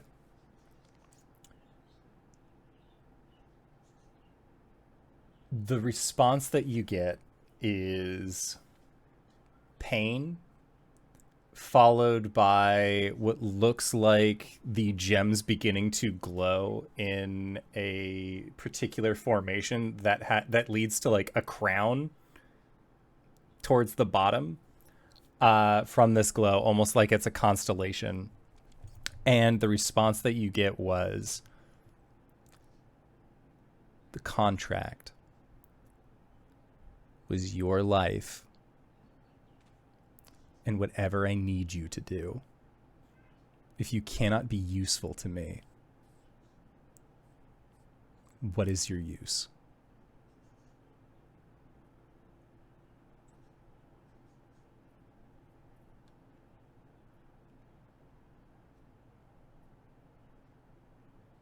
Going to have to keep me alive to find out, huh?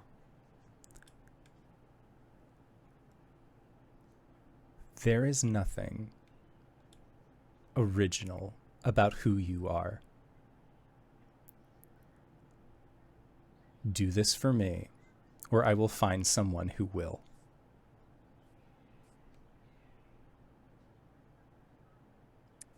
There is the flex of the fist around the brooch, and he will tuck it back away inside of his coat.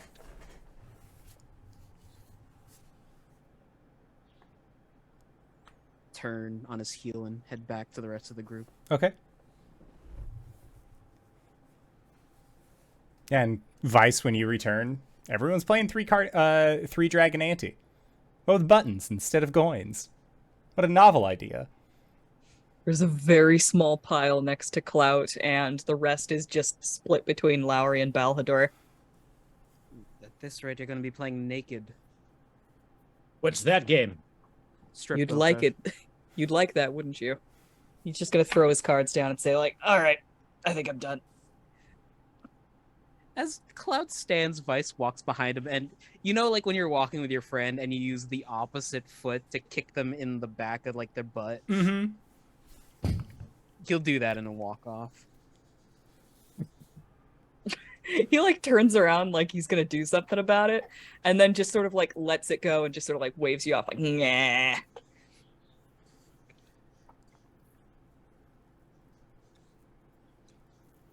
Yeah. Cloud will find Vice will find a place to lie down, and throw his coat over him. Okay. And is there any other nightly conversations or rituals that would like to be had? Hey, Clout. Yeah, Lowry. Kind of quiet in here. Do you think you could play something for a little bit? Yeah, just give me a sec. There's a robot going off in the corner. The Roomba went off. Oh, okay.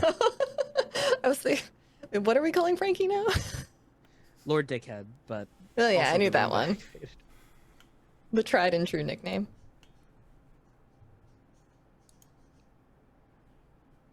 No idea why I was trying to go off now. It's 10 p.m. That's weird.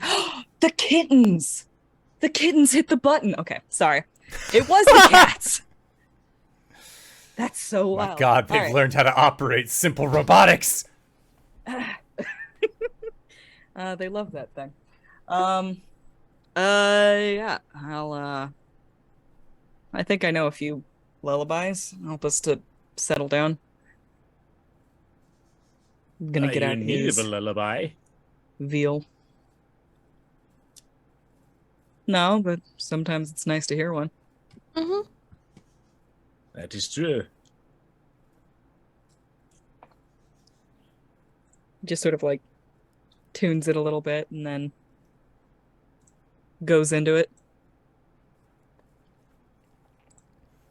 And I would be willing to argue that there is not a lullaby that is out there that Balhadur does not know.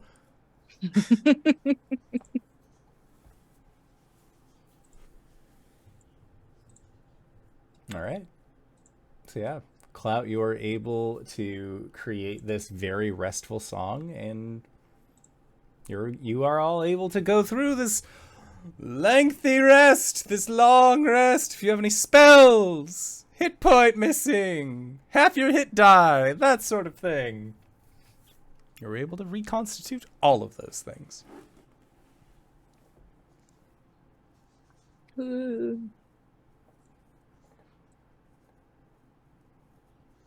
Okay. And then the Oh shit, I did have a deck of cards. I'm glad that we weren't playing with a deck of lies. Well, okay, so like I was pretty certain I had one.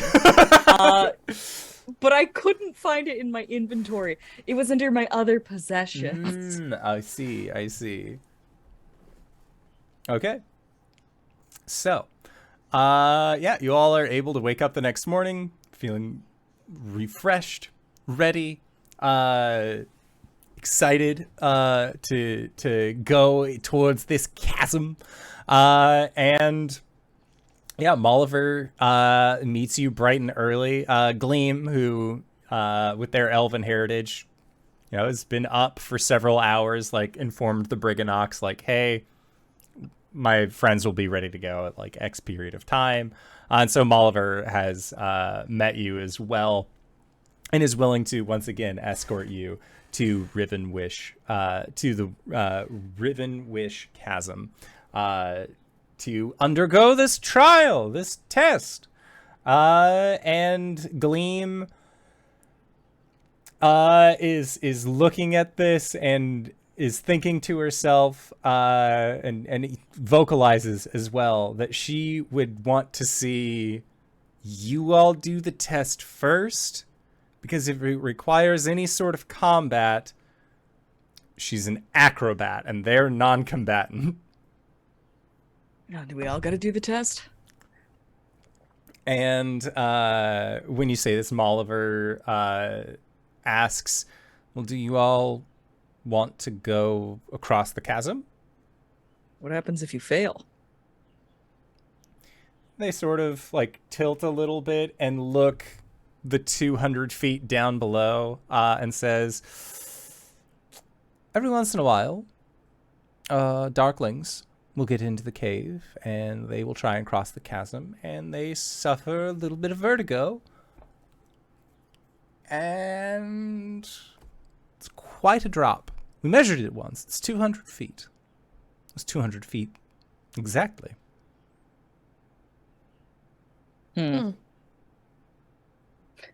I've never fell that far before. Gonna go scout ahead then. If you'd like. Yeah, and there's cavern that you're seeking is on the other side. That's Ovid's grotto. Right. And if we need to come back through here, I assume we need to take the test again. It depends. Lovely. I don't have to take the test when I go across it. So I Oh. passed the test. Oh. Nope. Time to inoculate myself to whatever mind fuckery this is. Okay. And Vice will step onto the bridge. Sounds good. There's just a tap from Lowry on your arm as you do, and take a guidance with you. Okay. And what is everyone's passive perception? 18. 13. 18, 13. 9 for Cloud, 14. probably. Oh, 14. Okay. A Excuse 9. me. Wow. Wow. This guy. Okay, so Vice, as you are walking out onto the bridge and the rest of you are sort of like being very like, what is going on? Like watching Vice do this, you can see that from like deep within the cavern that there are like these 3 greenish lights that seem to emanate from that very bottom, which is in hard contrast to the regular purple that's glowing there from the negative wish stones. But the green lights actually get closer and more descriptive as you see it. And when I say they get more descriptive, the light itself is emanating from a central point, and that central point is a skull that has small flames in its eyes, as well as these 3 flaming skulls seem to come up from the bottom.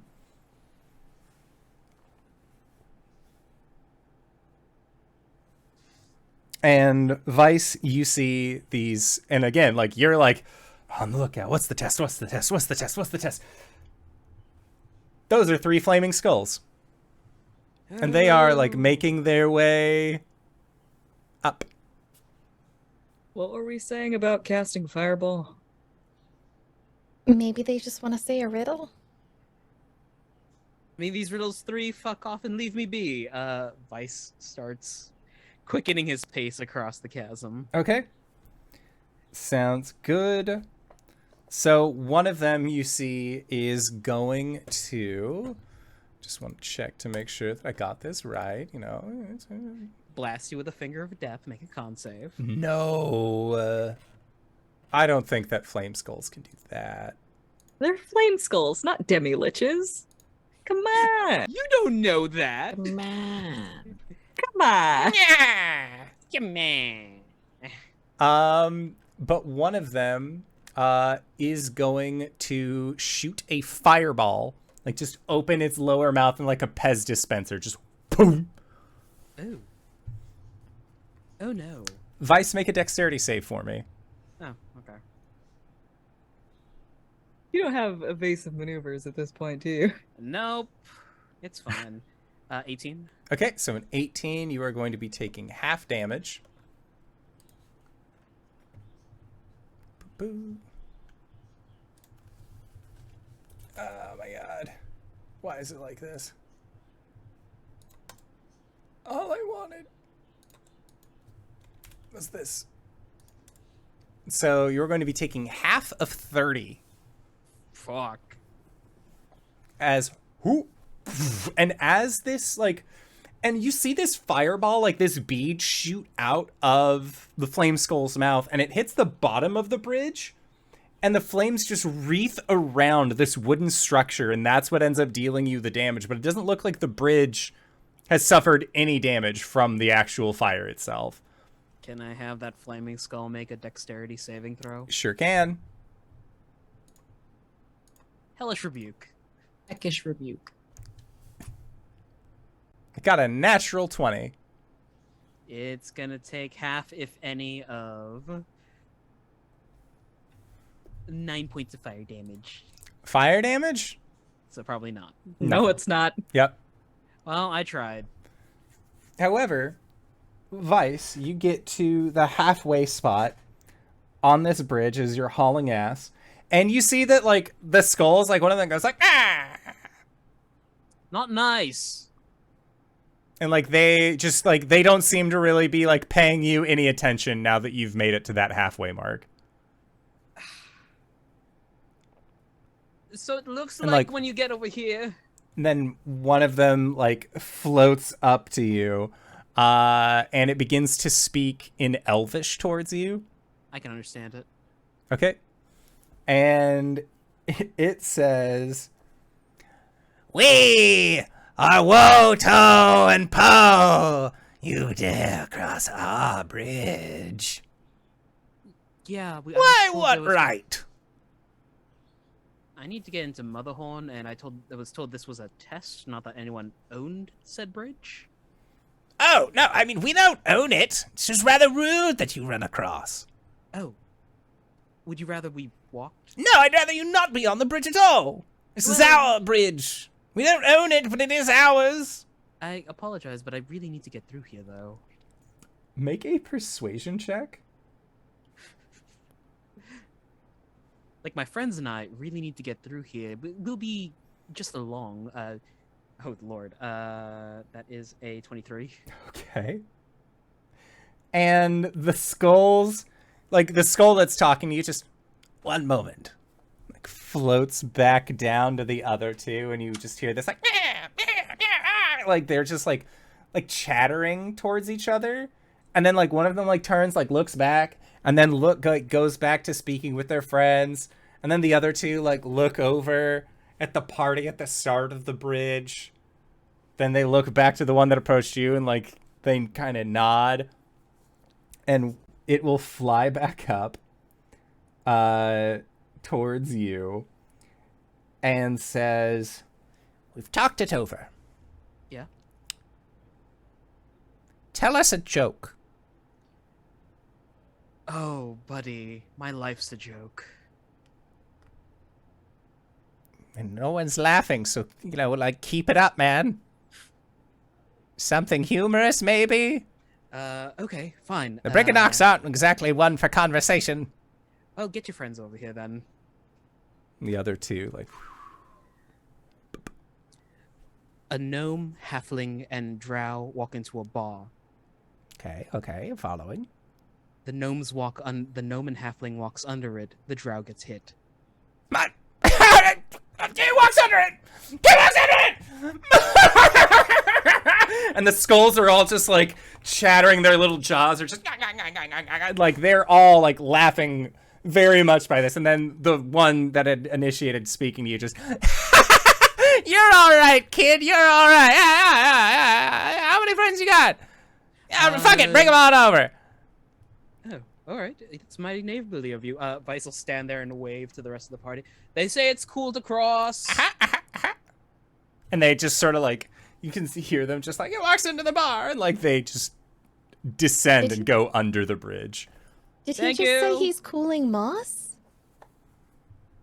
And Gleam is just like, "What the fuck is going on? I don't understand." So, what was the test? Like, survive a fireball, and then they, like, looked into your hearts and looked at your wishes? Oh, no, I told them a joke.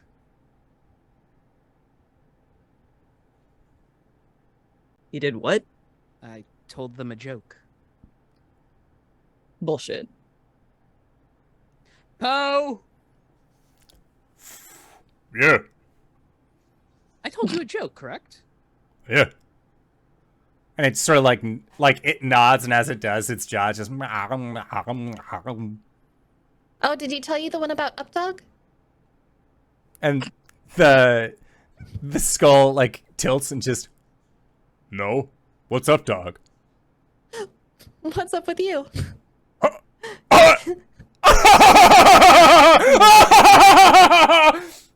Hold on!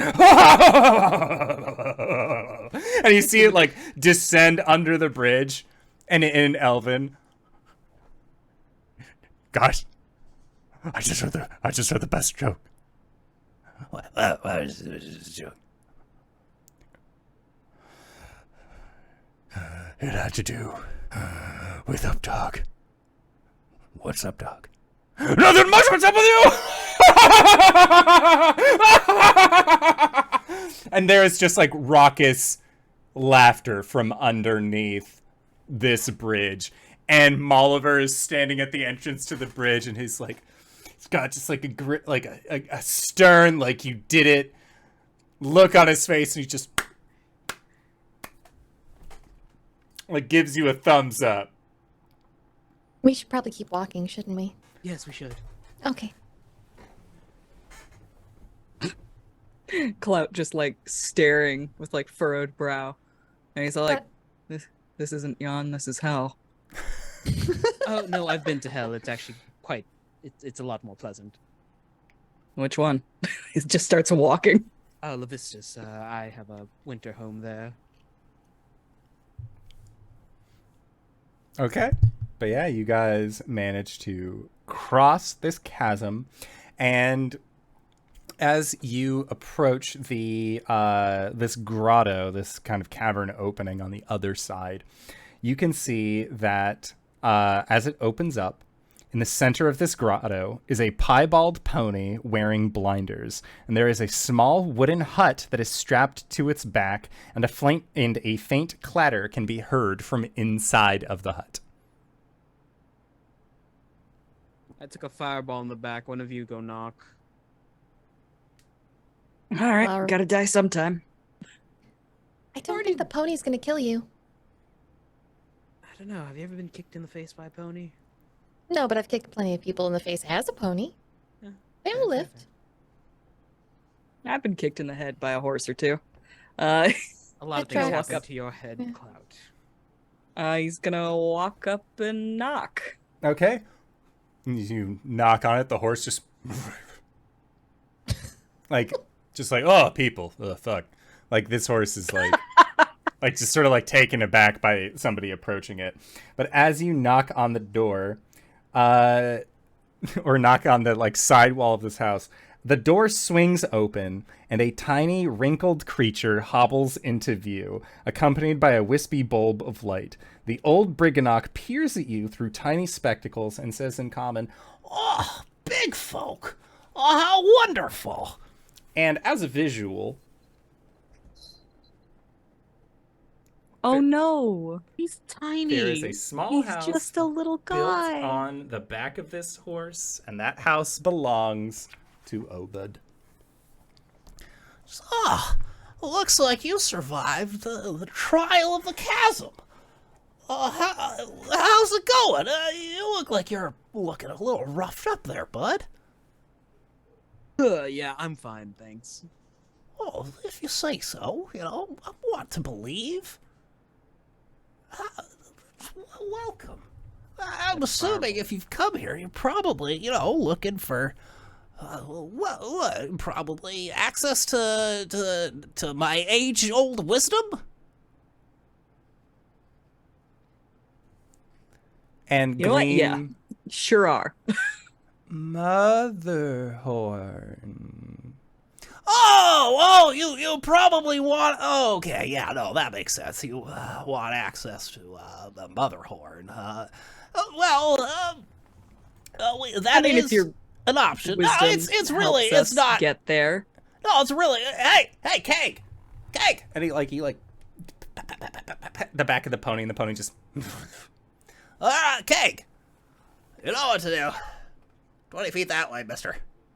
And like he's like up near the horse's head, and the horse just tail like whips freely, and the horse just walks to a wall, and then just passes through it. And then the horse comes back around, and Obed says, Oh, hallucinatory terrain. Really, like, you know, we want to make sure that nobody who hasn't passed the trial through means of their own are able to get in it's a dangerous place. Or if, you know, like you come from Motherhorn, we want it to think, oh, this cave just ends. And then, like, you know, you don't let them go past it. No, it's pretty smart. We're pretty inventive down here in the cave. Clout's just like moving his hand through it. By the by, sir, what about people escaping Motherhorn? Well, Molliver would probably ask them a question or two. But, you know, if they don't like Endolin, and you know, they don't like those Korrids, you know, that work directly with her, then you know, they'd probably find a spot here in the cave. You know, we could build them a brand new room, give them a clay bed. You might want to talk to Molliver about the court situation. It's been resolved. Oh, he killed them all? That's wild. No, that you got it all wrong. Clout explains the situation. Oh, well, now I kind of feel like an asshole. You know what? We're all assholes sometimes. Yeah. Hey, just occurs to me. You got What's up? any wisdom about Motherhorn? Motherhorn. Anything that could be useful to us? Oh, yeah. Creeping Lynn's Theater of Terror. There's quite a few things that, you know, you could learn from that. First off, it's scary. It's a bad place. Not looking for a good time. Second, that is actually where they took one of my favorite pupils, what seems like a lifetime ago now. About 8 years? What? About 8 years? No! Oh my god. 8 years is a long time for a Brigganock. Long time. I was a young boy. Gobble was, I mean, he was like a younger boy. We were both young boys. Right. I think we heard about him. Well, we're gonna try and rescue as many people from there as we can. Oh, well, that's really noble of you. Thanks. Do you know anything that could help us? Well, let's see here. I don't know if you all are aware, but Creeping Lynn, Endolin Moodgrave, she has a weakness. Okay, Yeah, it's no, a weakness that can really fear. like bring down the whole like a whole operation. You know. Yeah, Like, the eclipse. his Everybody hand knows up. about that. Aw, let him have this. Let him have this. oh, no, well, I mean, if you no, it's fine. Like, it's okay. Yeah, no, look, eclipses bring her down. She likes to put on plays. She demands at least two plays a day. Full productions, not just rehearsals. Rehearsals happen in between the plays. How does she feel Sounds like a about lot. cats? She doesn't, she had a cat, actually. She had a cat that was, his name was Gloam, I think, is, what the rumor was. And she said, at least her grapevine, you know, like she makes these proclamations off of her banister sometimes, the entire realm can hear, that her sister, Bavlorna, stole it from her and was keeping it at her place out in Hither. God damn it. Did we see a Oh, cat yeah. that was taxidermied? You did, Lowry, and that was actually a cat that you tried to chase down, but that cat then jumped into the river, jumped into the lake and swam away. So she really, like, she loved that cat, and it's very difficult to say if Creeping Lynn is able to truly love something, but she seemed to be rather affectionate towards it. Like one of those, like, every time you see a Mummers play and there's, like, a villain sitting in a chair and then they have, like, the cat, like, that was, like, her whole thing. Wait a second. Yeah? I'm pretty sure we saw that cat. Oh! Yeah, we did. Do you Meaner remember than what that spit cat is what it was. Do you remember what that cat looked? Yeah. Now tell me about it. Yeah. Do you remember what that cat looked like? Yes. We might be able to use this. In what capacity? I don't know. turn Trick her into into a cat? thinking. Yes, but also remember they can sniff you out. I mean, if her sister took the cat, maybe she won't think anything of it. Just think it's extra stink. Could try that, yes. We'll keep it on the I table. mean, if she just sees the cat from a distance, she can't get a whiff of it. Mhm. Might be a good way to lure her out to a place where a particular weather event Astronomical- is. Yes. You see exactly where I'm going with this. Yes. Maybe when we find this architect friend of yours, sir, we can get them to fashion some sort of faux eclipse.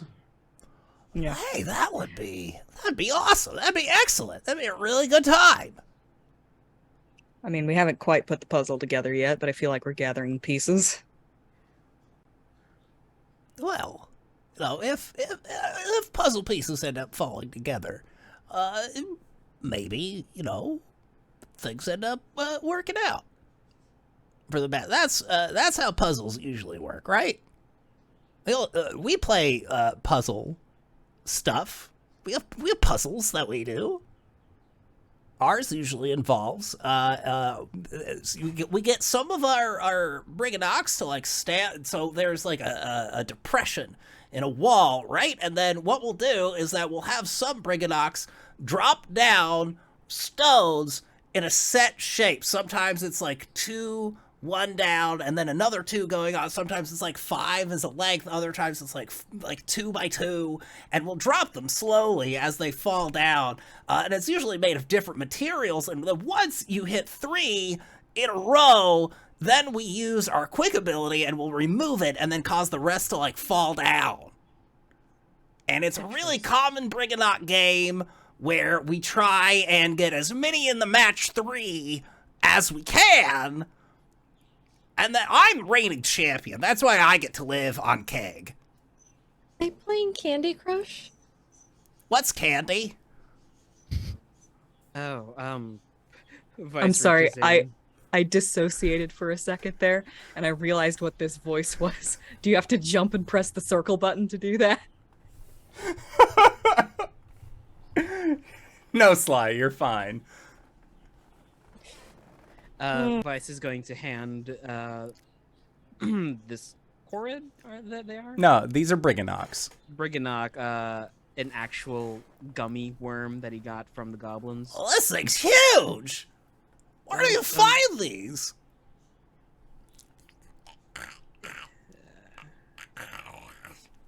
That entire bag. This is incredible. I feel like my eyes have been opened. Oh no. As Vice, you make the realization that the concentrated sugar might be a little high for something the size of a mouse. But you can see that, like, their hands start shaking. They're like, I need to play the game. They, like saddle this large gummy worm over their shoulder. Thank you. Yeah. I have I can't just take this. Reciprocity and all that. Pay it you- forward.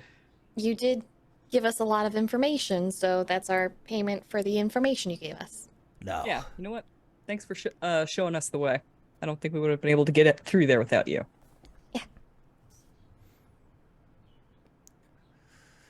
If you say so. Her body feels weird. It's like I'm shaking on all my insides.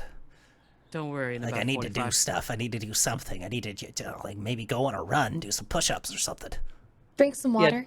Yeah, drink some water, buddy. Ah. Oh, Yeah. by the by, in about 45 minutes to an hour, you might feel a little discomfort. Yeah, okay. That's fine. And Gleam, like, walks up with your group and, like, is it okay to give him that much I don't sugar? think so. No, but it's too late to take it back from him now. And he's just, like, looking at his hands and just, like, flexing them as he experiences his first sugar rush as an old man. The oldest You Brigganock killed in him. the cave. What have we You done? killed him. He's going to die.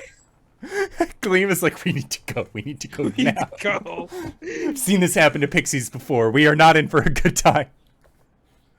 Pixie sticks are not actually made out of pixies. Little known fact. But you're all Clout able to pass through. Slides through the wall. Mm-hmm. So yeah, you pass through the wall and you begin to make your way into this tunnel. And as you continue to traverse the tunnel, this tunnel ends at a wall of loose-fitting stones. Red light shines through the cracks, and you hear the sounds of shouting and hammering coming from somewhere beyond that wall. Also in this room, crates of props are stacked in this chamber alongside wooden backdrops draped in cobwebs. An 8-foot diameter circular wooden disc painted to look like a smiling moon leans against one wall. From a cluttered corner, a raspy voice says, "Psst, over here." And glancing in that direction, you see a wooden marionette carved and painted to look like a human skeleton. It appears to be tangled in its own strings. "I seem to have gotten myself in a wee fix. Can you, help a body out?" Sure, we can give you a hand. Okay.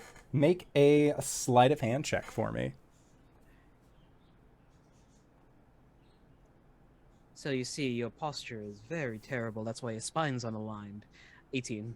And with an 18, that passes the check, and you are able to free this marionette from its tangled up strings. And they actually will, like, reach up to hold the marionette bit, and they'll, like, wrap it into a little bundle, and it seems like they're able to kind of move and articulate on their own. And they just say, "Oh, break a legs, gotta hand it to you. That was some quick thinking there." Break a leg. His name is Break a Leg. And who do I owe my eternal thanks for? For eternal thanks too. Hello, my name is Vice, and I guess you can call us the Proof of Fools. We're here to help. And as you say, we are the Proof of Fools. We are here to help. That is where we are going to go into our ending of the show. So that is it for tonight's game. Thank you to everybody who decided to stop on by. I am going to love getting to roleplay a little push-pop skeleton man for the upcoming little bits by the name of Break a Leg. He's very cute, very fun, and like I said, I'm excited for it. But I am always excited whenever I have these folks on the channel. Speaking of which, RJ, where can I find you? What do you do? Hey everybody, my name is RJ. You can catch me at rjustice282 on Twitter and Twitch, where I tweet about the nerdy things in my life and sometimes stream with my friends. You can catch me here on Mondays and Sundays. Sundays, of course, as Vice. Mondays as Calum the Shatterkai Wizard. We're going under the water, baby. It's been like 20 episodes. On Thursdays, catch me over at GGK, G Game Nights, where we do Elegant Creatures. It's a Monster of the Week game now, smashed with Good Society, so it's a fun time. I get to teleport my demon friend using angel powers. He's having a time.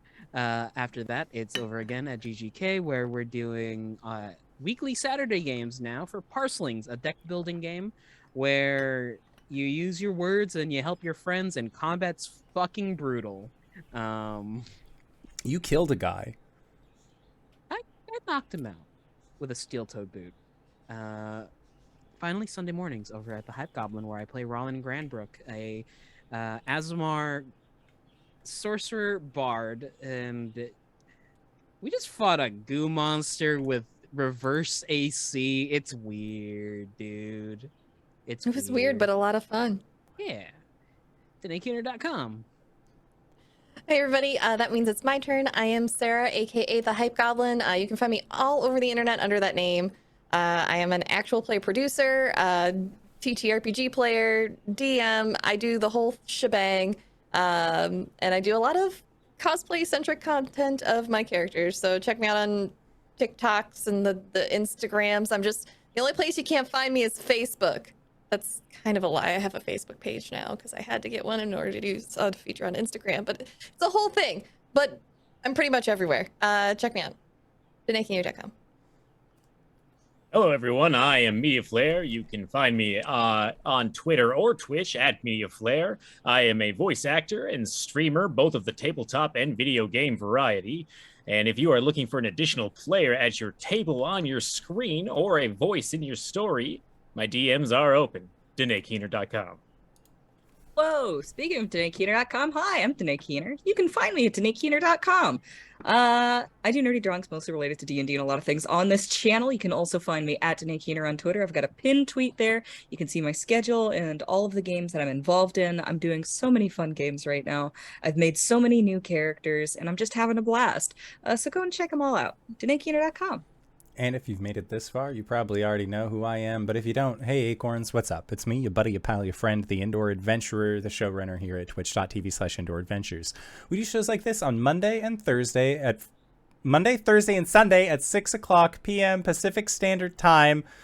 For now, we should be getting back to that 5:30 p.m. Pacific Standard Time once my work schedule figures itself out. But it has... because I have a new job, not the new job that I got a couple months ago, a new job that's going to be starting at the end of the month. So we should be able to get back to that 5:30 slot then. But in the meantime, find us here at 6 p.m. Pacific Standard Time. Again, if this is your first time joining us, you can go to youtube.com/Indoor Adventures, or you can go towards where anywhere audiocasts are being made available for free. You can find us there under the same moniker. And speaking of things that are being made available for free, we are going to be going into our after show, our Patreon supported after show called Nights in the Courtyard, where we answer questions not only from each other, but also from the community. So if you have any questions for myself or any of these other fine folk, feel free to join us at patreon.com/Indoor Adventures, and we will do our best to respond to all the questions that we see from you guys. So with that, I'd like to say once again, thank you to everybody who decided to stop on by. Thank you to these players for